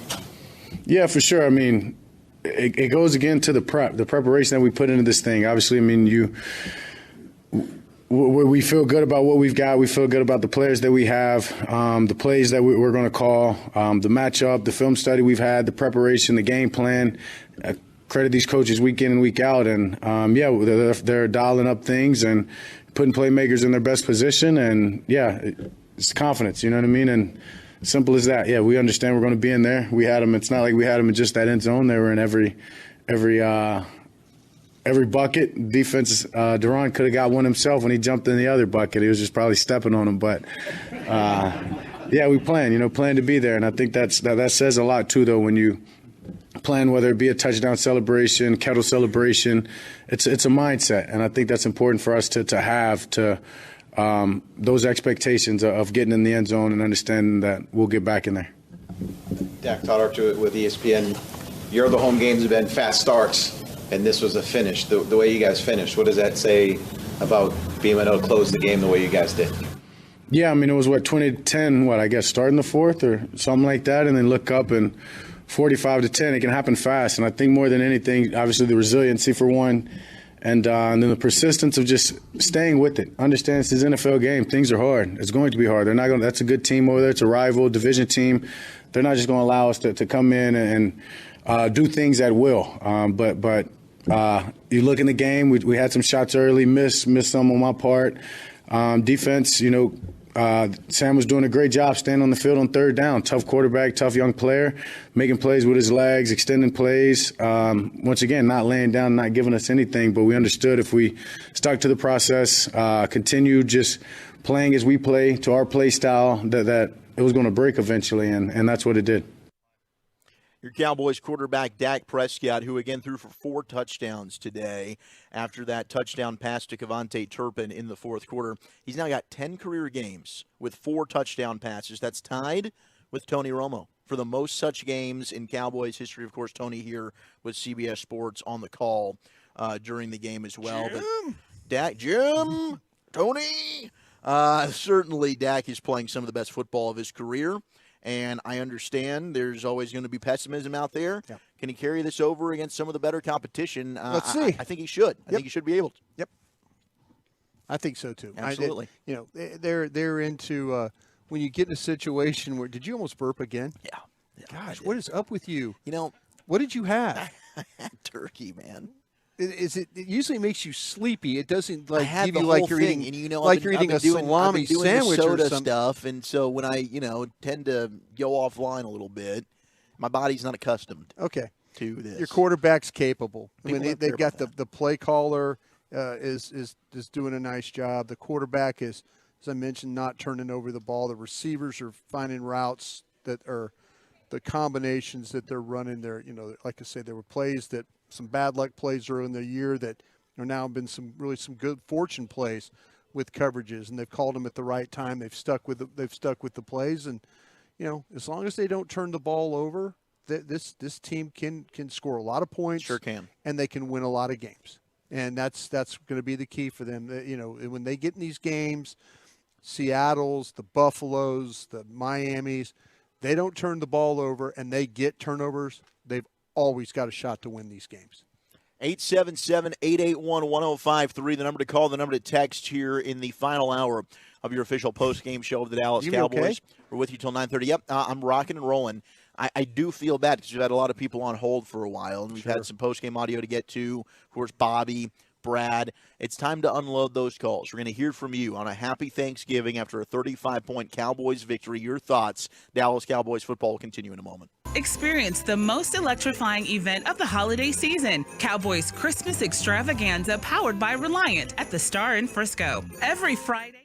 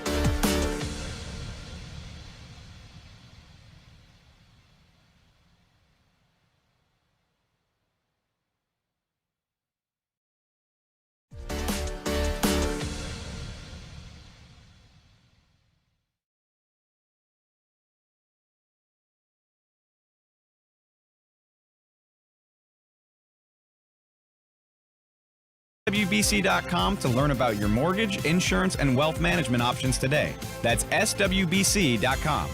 2nd and 10 at the Dallas 43. Howell's back, throws it. Oh, look out. Picked off! It's Bland! It's Bland! He's got one man to beat at the 20. He cuts left. He breaks the tackle at the 10. He did it again! DaRon Bland with our What a Play of the game, brought to you by WinStar, as the casino of the Cowboys.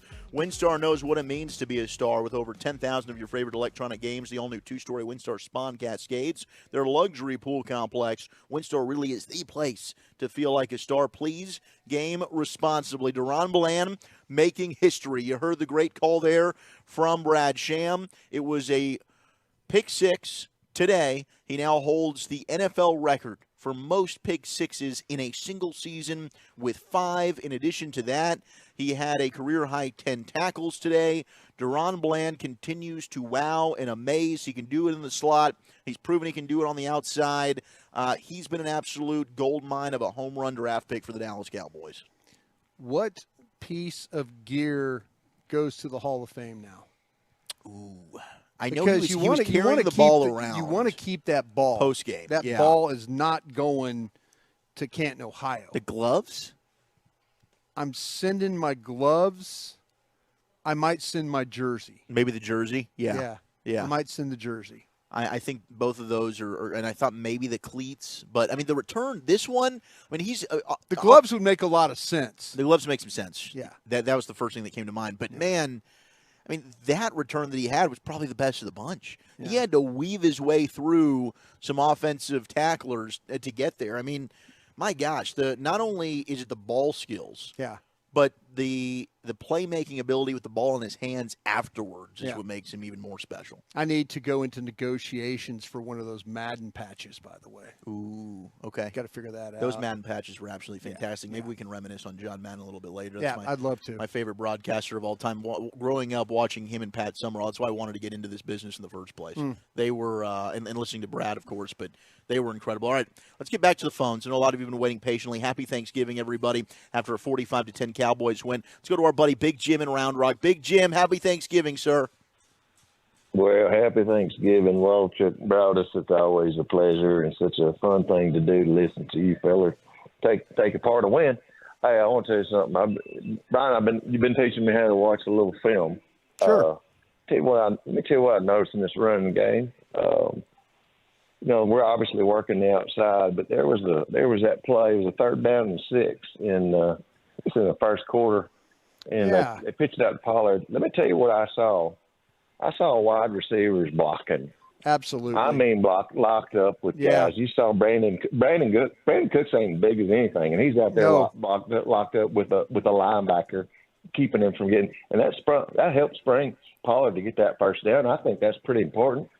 I thought that was really good. So I like that. I like what they're doing out there, and it's we talk about the little things, little details. That's what that team out there on the left coast does, San Francisco. Those wide receivers blocking that running game. Sure do. No, they're absolutely right. Yeah. You're right. Because it happened last week, too. I mean, they've been blocking really all season. But when you notice, like, last week was the first thing I'm thinking of, like, okay, who in the offensive line blocked? Mm-hmm.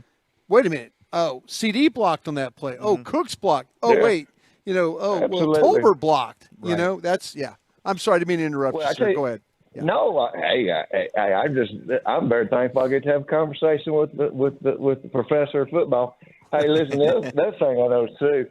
We go back last year and y'all would review the games. Mm-hmm. A lot of times when our wide receivers weren't getting open, and y'all would y'all go after those stats where you're talking about how close the receivers were. Separation, yeah. That separation's incredible. And let me tell you something on that Cooks play. Now, he scored that touchdown. Ferguson was wide open over there on the right side. I mean, he probably could have he probably would have been able to make – I don't know if he had scored a touchdown, but it seems consistently, fellas, that there are multiple guys open. And listen, when you have 10 fellas getting the ball, 10 fellas catching balls in this game, I don't know. I don't know what that does for opposing defensive coordinator. You ask me what the identity of this team is. I'd say, what do they do? Well, heck, they're running the ball. Yeah. They're running the ball now, and I think they're doing a good job getting them on the outside. I've always thought that was one of the Pollard is get him some space. And Dowdle came in there. Dowdle ran. He didn't have much, but you're right. No, it's good. And listen, I think I watched some of these. I went back and watched some of these plays. I tell you what, that Tyler Smith, he can just flat out. Tyler's been bulldoze fantastic. People. I mean, he's getting them on the first level. He's getting them on the second level. I'd put that boy in the backfield sometime on the goal line. I tell you, that'd be. You talk about a appreciate you, Big Jim. I tell you. Thank you, buddy. Have a happy Thanksgiving. I mean, I think Big Jim dropping some knowledge there, making some great points. It'd be fun to do a little refrigerator Perry style there with Tyler Smith, certainly. But yeah, when you get everybody buying in, and when it comes to the separation, one, you got to have a good route runner. You've talked about Brandon Cook's best route runner on the team. I think he is. I think CeeDee Lamb's every year he's made growth in that aspect. Jake Ferguson, that was one thing coming out of Wisconsin. He was a good route runner for a tight end. Sure was. They didn't ask him to do a lot, but he was always where he needed to be and found a way to create a little bit of separation. You talked about that route that Witten runs, and he does that little shoulder fake. Yeah. Ferguson has that in his game, too, and you could see that coming out of college. But that credit needs to go as well to Mike McCarthy and Brian Schottenheimer and, being willing to use more of that pre-snap motion at the snap, where you're getting guys leverage plays. Where they're motion away. Yeah, the motion away. That gets the receivers up the route field. design, the concepts. Yeah. Those are certainly things that we were nitpicking and frustrated with under Kellen Moore at times. They've done an excellent job opening it up for some of their receivers, certainly. 877-881-1053, the number to call, the number to text. Let's go to our buddy Scott in Jersey. Scott, happy Thanksgiving. How's everything going with you? Hey, man. Happy Cowboy Thursday. There you go. Everything good tonight? Yes, yeah, sir. Great. All right. So, it was a great win tonight, right? There was nothing bad about the win. But the best thing about, I think, the win was offensive and defensive line was, on point. Both of them played great. The one block Martin had downfield, the pancake block, was awesome. And I think down the line, everybody talks about, can we hang down the line? I think we'll be fine. And Bland, you have to talk about him as a defensive player of the year. I mean, he's been playing lights out the whole night. Thank you for taking my call. Happy Thanksgiving. And I'll talk to you next week. Sounds All good. right, Scott, thank you so much. Yeah, I mean, DaRon Bland, to me, you talk about 5 pick sixes. You'll lead the league in interceptions. He's amongst the top of the league in terms of passer rating allowed. Every stat there is for a corner. And it's tough for a corner to win this, right? I mean, I think you've had Charles Woodson. Yeah. You've had Stephon Gilmore. Those are the two in recent memory over the last 2 decades I can think of. He's got to be up there along with the Myles Garretts and company. Eric, it was Chiafalo who is on with Zach and I and Gavin Dawson and Lucius Alexander on the flagship station 105.3 The Fan, the G-Bag Nation. Eric in the pregame show today, you guys understand the EPAs? Yeah, or expected points added. Okay, when you add up what he's done with the interceptions and the returns. The pick six is greater than the sack. It's greater than the sack. Yeah, absolutely. And so what he's done is for every interception and return, it's like getting 4 sacks. So, and trust me, old crusty guy here. Put him in, 16 sacks now? Yeah. It's amazing. That's what I'm talking Mike is about. at 11 and a half right now, just to put that into perspective. So that's where if you're one of these guys and gals that believes in metrics, he is. You said it. 16 sacks, right? Is what he's maybe he's even doing 20, right. because he's got 5 now, so 20. Yeah.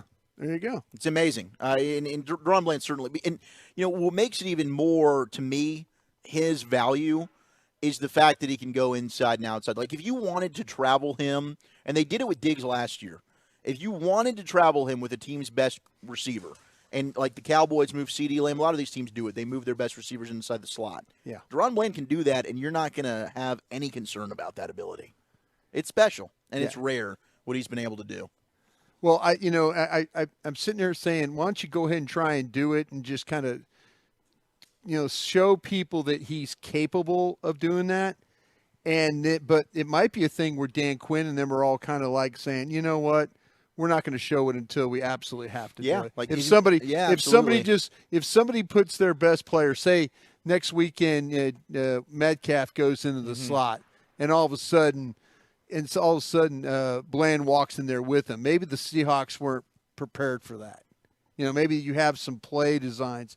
Yeah, and I think there's been some rough patches for Jordan Lewis. I think Jordan Lewis had a couple of plays that he was able to make. A third down play, knocked the ball down.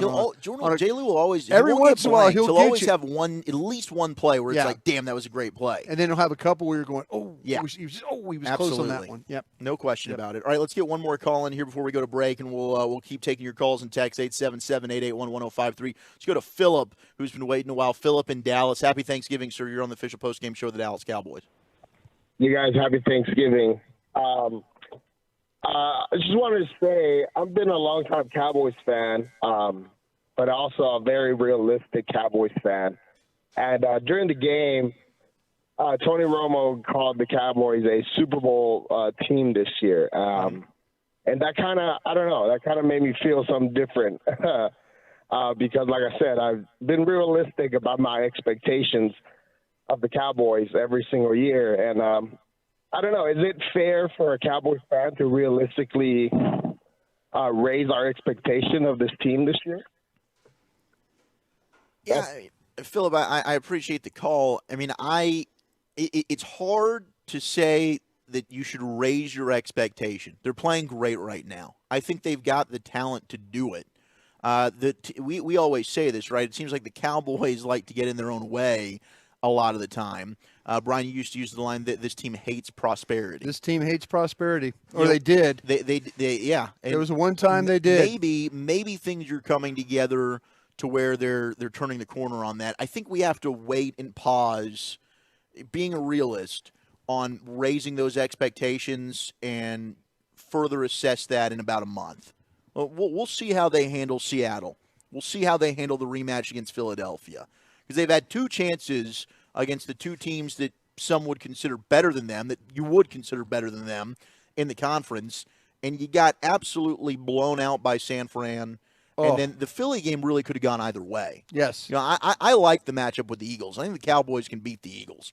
I think if you had to pick, hey, who do you want to see in the postseason, you're taking the Eagles over probably San Francisco, and we'll see about Detroit. You're going to get that matchup coming up as well. So I think it's kind of a wait and see before you raise your expectations. Is that a cop-out answer? I mean, I don't like fence riding, but I think really that's where we're at with this team. Please don't ride a fence. I hate that. Me too. You have an opinion.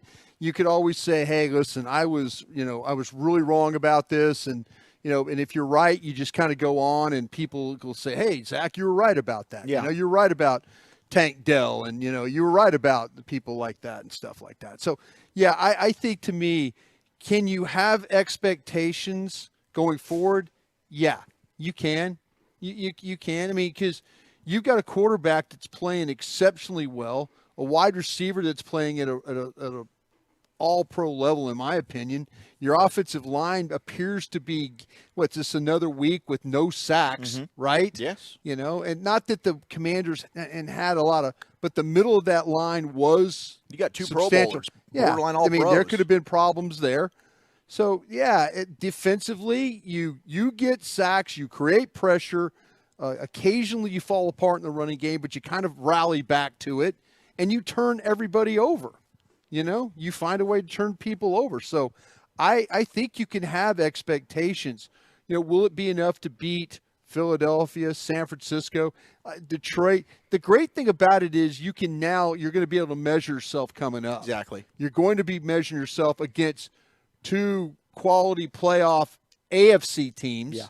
And you'll also measure yourself against the best team in the conference record-wise, the Eagles.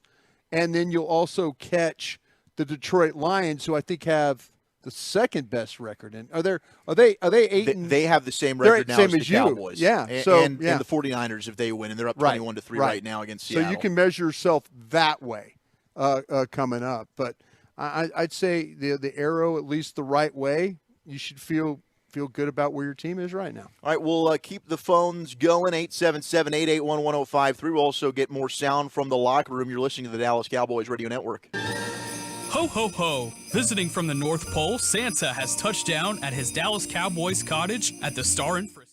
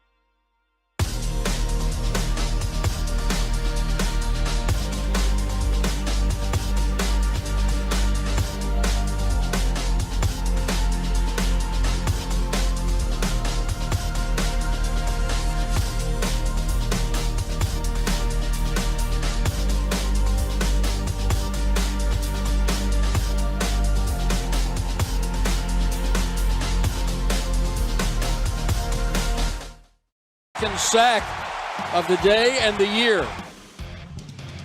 Man, what a game for Jonathan Hankins. 2 sacks today. That's a career high for him now. And that was a 4th and 1 at the Washington 34. Game's still very much tight, 23-10. If Washington converts and they score, it's a one-possession game. Instead, Hankins gets the sack for a loss of 10 yards, and Sam Howell, who pulled a bunch of Houdiniacs, evading pressure and finding a way to fight out of it. He did get sacked 4 times. They felt like it could have been at least 8. But shout out to Jonathan Hankins, who was absolutely brilliant today. I'll tell you what, and here's Hankins. He's in the game because you feel like 4th and 1, they're going to run the ball. Mm-hmm. And all of a sudden they drop back to pass, and who is pushing the middle Big of the Hank, pocket. here he And, comes. and the one thing that that we saw with with the quarterback, How going forward a lot. I mean, you just got to bouncing off guys and going forward was where he was doing a lot of his damage. So great job by Hankins and Osa. We mentioned this a couple of different times. The Washington Commanders tackles are all pro type players, and your players at defensive tackles played like all pros tonight. Sure did, and really showed up when you absolutely needed them to play their best. They did, and there were a couple different stops we could have chosen from earlier. They also turned them over on downs. Stephon Gilmore had an outstanding play on 3rd and 1 when Terry McLaurin seemed like he had a step on him. Gilmore able to fight back, knock the ball away, and then on 4th and 1, you had the sack from Osa and Donovan Wilson. They ended up sharing that one. So that's our defensive stand of the game, brought to you by Reliant, an NRG company. We will go back to the phones, 877-881-1053, following a 45-10 victory for your Dallas Cowboys, improving to 8-3 on the year here on Thanksgiving. Zach Wolchuk and Bryan Broaddus hanging out at the Miller Lite Club in AT&T Stadium. Appreciate all of you who have stuck around with us. Let's go to our guy RJ in Palestine, the home of Adrian Peterson. What's going on? Or it's KJ. It's KJ. I apologize, buddy. How are you? I'm doing just fine, man. How y'all doing? Fantastic, man. Happy Thanksgiving. Have a wonderful Thanksgiving, man. Yes, sir. Hey, I have a couple of things. Yeah, what happened to Gallup? Was he inactive today or just caught the first pass of the game, him right? out of the offense, and that was it. Yeah. Yeah, I mean, and that was it. Yeah, that's the thing that they're dealing with right now, though. They got so many of these guys, and, they obviously game plan to get him the ball first, and so they go out there and run routes. I mean, it's the same thing that happens to Cooks occasionally, like at the beginning of the year. So, yeah, but, that's what I noticed. He was still out there running routes. I'm sure when we watched the All-22, there might be some blocking stuff. There might have been some times where he was open. Mm-hmm. Dak just didn't throw the ball his way. Do you think Dak has lost confidence in him, and he has more confidence in Tolbert now? Or? No, I don't. Okay. I think there's things that I think we're all trying to get rid of Gallup, and they feel a lot different. Dak and everybody else in that locker room feel a lot different about Gallup than we do. Oh, okay. And also, everybody's talking about Bland, but I think Gilmore did a wonderful job on McLaurin. You barely heard his name. Yep. And that's who usually kills the Cowboys. No, 100%. I appreciate the call, KJ. He's right. I mean, Trayvon Diggs, I think, is a guy, the first meeting they had, Diggs versus McLaurin. McLaurin beat him on a double move. Yeah. Since then, I think Diggs has blanked McLaurin. Yeah. But, I mean, I know we've talked about this on our show, on the G-Bag Nation, on the flagship from 2 to 7, and I know you were talking about it during the pregame show with Eric. Terry McLaurin is, if not one of the most underrated receivers in all of football. All of football. 3rd-round pick out of Ohio State. He's been fantastic, and he's played with some bad quarterbacks. That dude still finds a way to be productive. Today, Curtis Samuel is more of the reason that more of the guy that beat you. I didn't talk about him nearly enough. No, but, I mean, and he's a guy that's been injured a little bit, but holy cow, he's a Swiss Army knife, can do a lot of things for you. They'll put him in the backfield as well. He had 100 yards receiving today. First one this year. You think about all the receivers that the Cowboys have played this year, and he's the first one to get 100 yards. Crazy. Yeah. But Gilly certainly does deserve a lot of credit. I appreciate that call, KJ. All right, let's go to Aaron in Buffalo. Aaron, what's going on, man? Hey, what's going on? Happy Thanksgiving. Go Rangers. You as well, sir. I hope Jeremy Curse is real. Lost to Arizona Niners. They never had the same starting O-line. Eagles, a few games together, we had a chance. How far does this team go with the O-line if it stays healthy? And Leonard, do we get him? You're going to kick the tires on it. You're going to try. You're going to have to recruit. I'm sure the Eagles are going to be involved. There might be some sneaky team that we don't know about. But, you're talking about two teams right now that are fighting for a division title. Philadelphia ahead of you record-wise and all, and, never discount what, with Howie and that group and what they do and how creative they can get. And, I think the Cowboys can be just as creative. And, you've got some coaches here, former teammates of his. We'll see how I think the Cowboys are serious. but to a point. And now the money factor of it, I think, is okay. That's what I was going to ask you about. Is it a money deal? But, is that what it'll probably come down to? Could the Eagles offer more? Sure. Could the Cowboys offer more? Sure. They surely could use a player of this guy's talent. Yeah, they really could. This, and he asked a question. He's a Rangers fan. Said go Rangers on. Think about what Chris Young did at the trade deadline for the Texas Rangers and adding Montgomery and and players. Just think about. I think the football gods are giving you a break here. It's a perfect fit for really what they're lacking. You didn't trade for one. Yeah. You didn't trade for a linebacker, but you're going to have an opportunity here to maybe get one. And you've got some guys that can cover.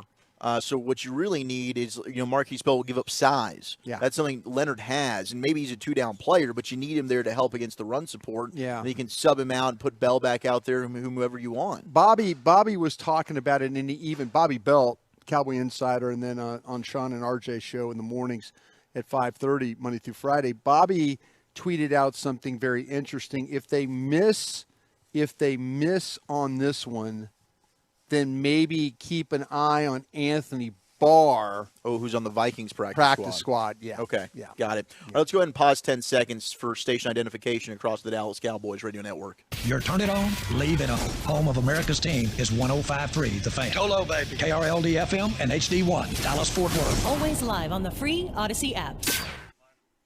All right, let's go back out to the phone. Zach Wolchuk alongside Bryan Broaddus after a 45-10 Cowboys Turkey Day victory over the Commanders. Let's go to Luis in Fort Worth. How are you doing today, sir?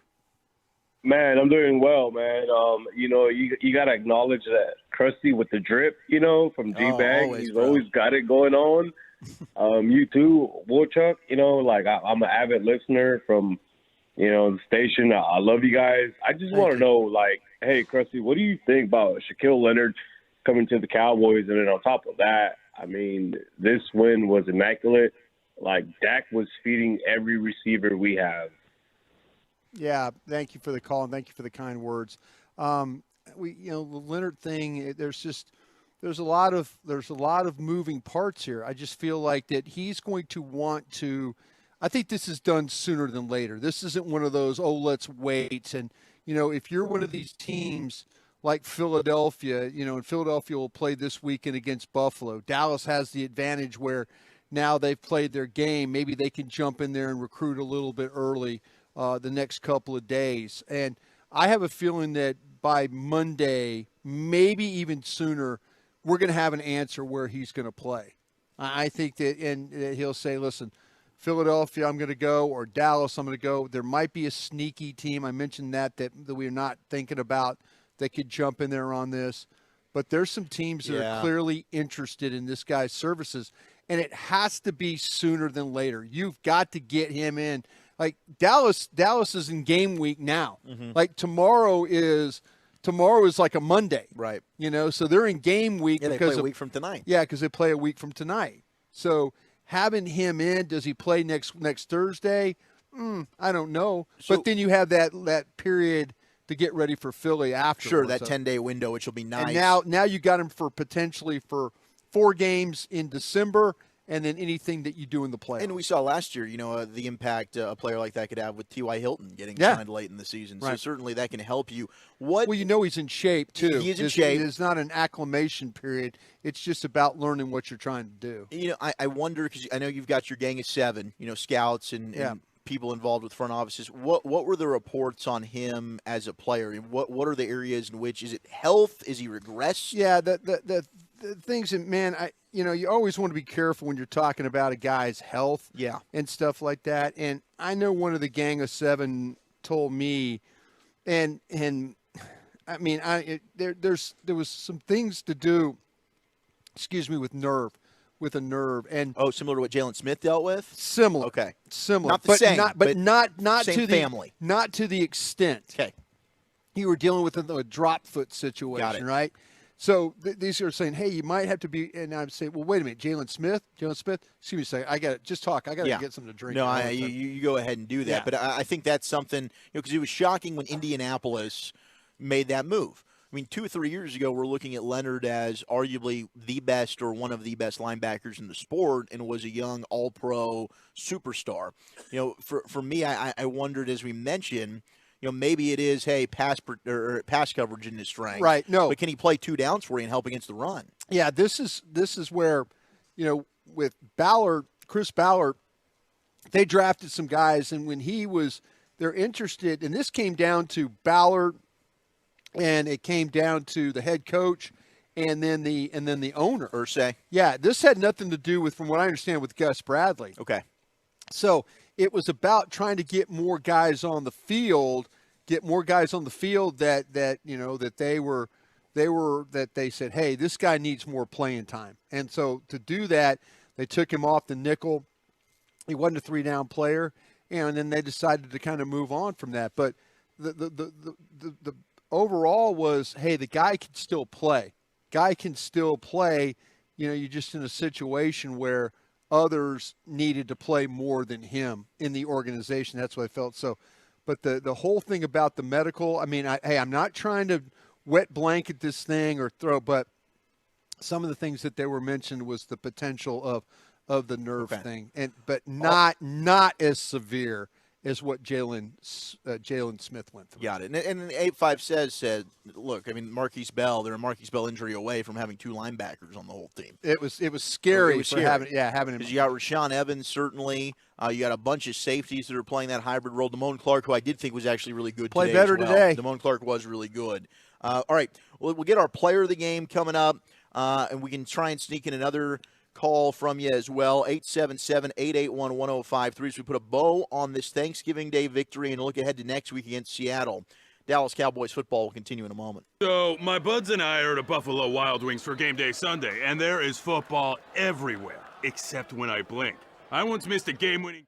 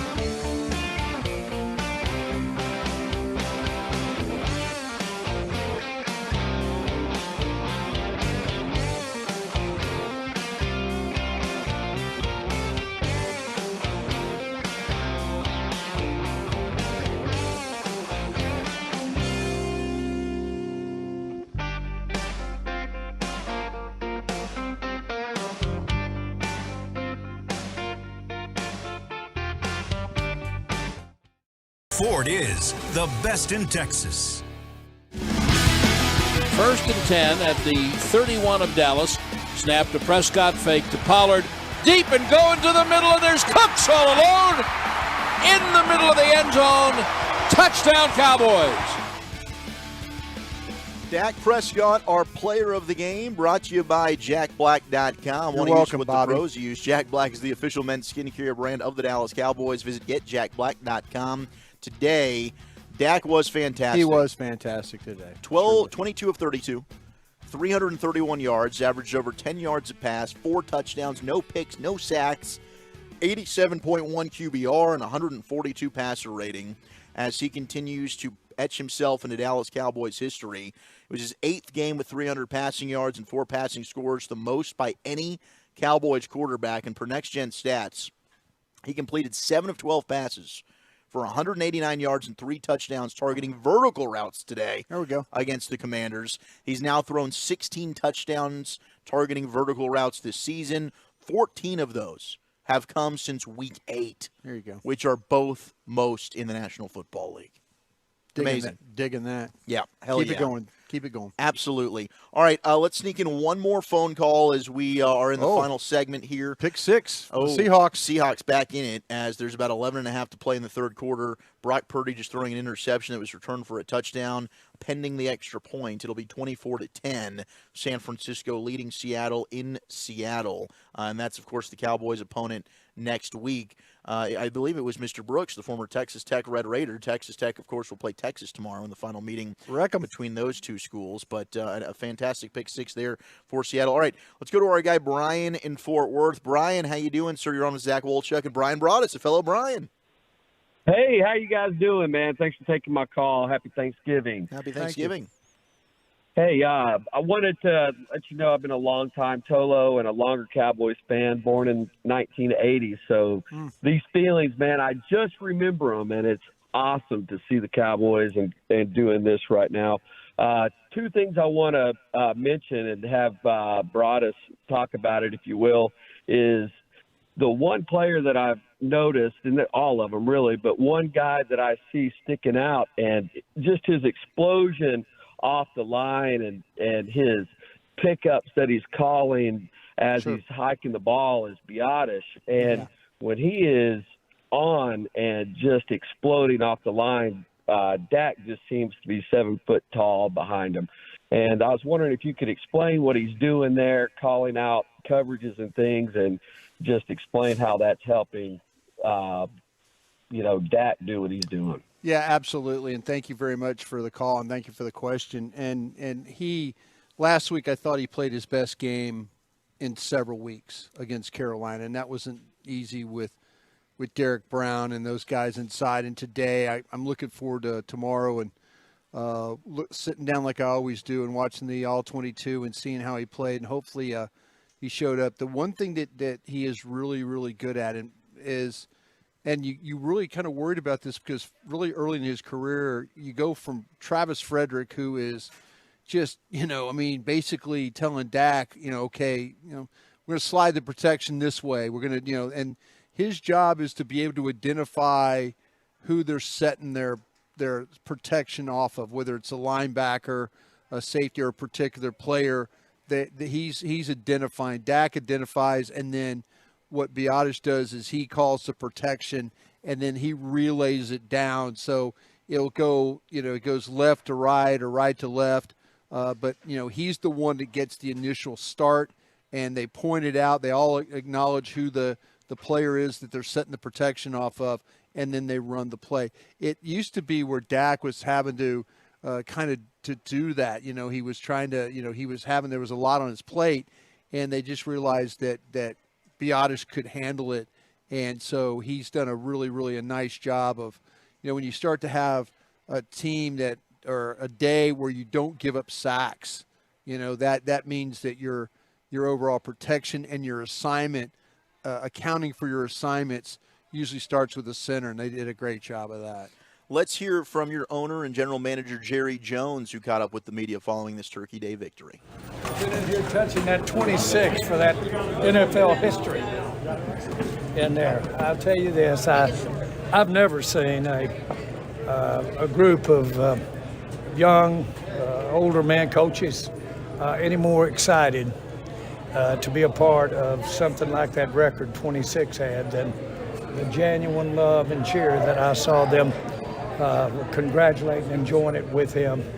It meant something to everybody in that room, and of course he's just Mr. Humble. But we all realize that I know I saw Micah grab him and just look him in the eye and just say, boy, you just were under a spell. You just were going in no matter what. So it's exciting into a really tough game. And I know you all felt the way I did. That game right up until it seemed like the end was really a tough game. Washington really played well. But Dak again just was such a difference maker out going over their different moves to get in that red kettle. And I thought, well, boy, everybody can't get in the red kettle. But backs can't get in. Bland had said if he goes in, he wanted his coach to come jump in with him. That's the foretold before the game that they were planning on jumping in that red kettle out there. So then Dak came along, was talking about getting in the red kettle. But this is surreal, unbelievably exciting to see this group reach this level of enthusiasm. Jerry Jones there with you. How about this? Cowboys first team in NFL history to win jump in the red kettle of their first 5 home games by 20-plus points. Yeah, we're jumping in the kettles. Actually, I think they might have taken the kettles out. I saw somebody driving by with a big red shiny kettle. But big 45-10 win for the Cowboys on Thanksgiving. They're 8-3 now on the season. And shout out to Peyton. Shout out to Rigo. Shout out to Chris. We've got Blake Elliott as well, who is here. CA, the 3-time Hall of Famer. Of course, Ruby. Tim Collins, and his daughter Bree, who is out here as well. Thank you so much for everybody who was a part of this one. And you're listening to the Dallas Cowboys Radio Network. In fact, we just got a flub up there from Peyton Russell. That's what it was. And I knew this. I wrote down the right time, Peyton, and you're sitting here and telling me stuff in my ear that is not correct. Not correct. So you're saying we have a chance tomorrow for two guys in booth mess-ups or something like that? We might. I mean, hopefully you probably couldn't hear Peyton talking to me in my ear, but it's all good. We're going to recover. We're going to rally. It's Thanksgiving. We're all happy. We got friends. We got the food. We got the football. It's a John Madden thing. You're probably going to burp again in the next 30 seconds We'll see what happens. I'm going to hold it for off the air. I'm a professional, okay? You want to thank everybody again, 30 seconds. I'll be all right. Next week, we'll get on the air at 4 o'clock. 4 o'clock Thursday as well. A week from today, 4 o'clock pregame. And the postgame, I believe, will go until 1 a.m. How about that? Yep, right We'll be here. Same place. Miller Lite Club. We'll be partying. Hopefully the Cowboys can get a victory, go to 9-3, win 14 in a row at home. So until then, hugs and hand pounds, everybody. I love you. Happy Thanksgiving. And you're listening to the Dallas Cowboys Radio Network. Experience the most electrifying event of the holiday season, Cowboys Christmas Extravaganza powered by Reliant at the Star in Frisco. Every Friday and Saturday night from November 17th through December 16th, Cowboys Christmas Extravaganza ignites the Star with an unforgettable holiday performance, showcasing 65 incredible performers, including the Dallas Cowboys cheerleaders, plus appearances from your favorite Cowboys football heroes. Admission is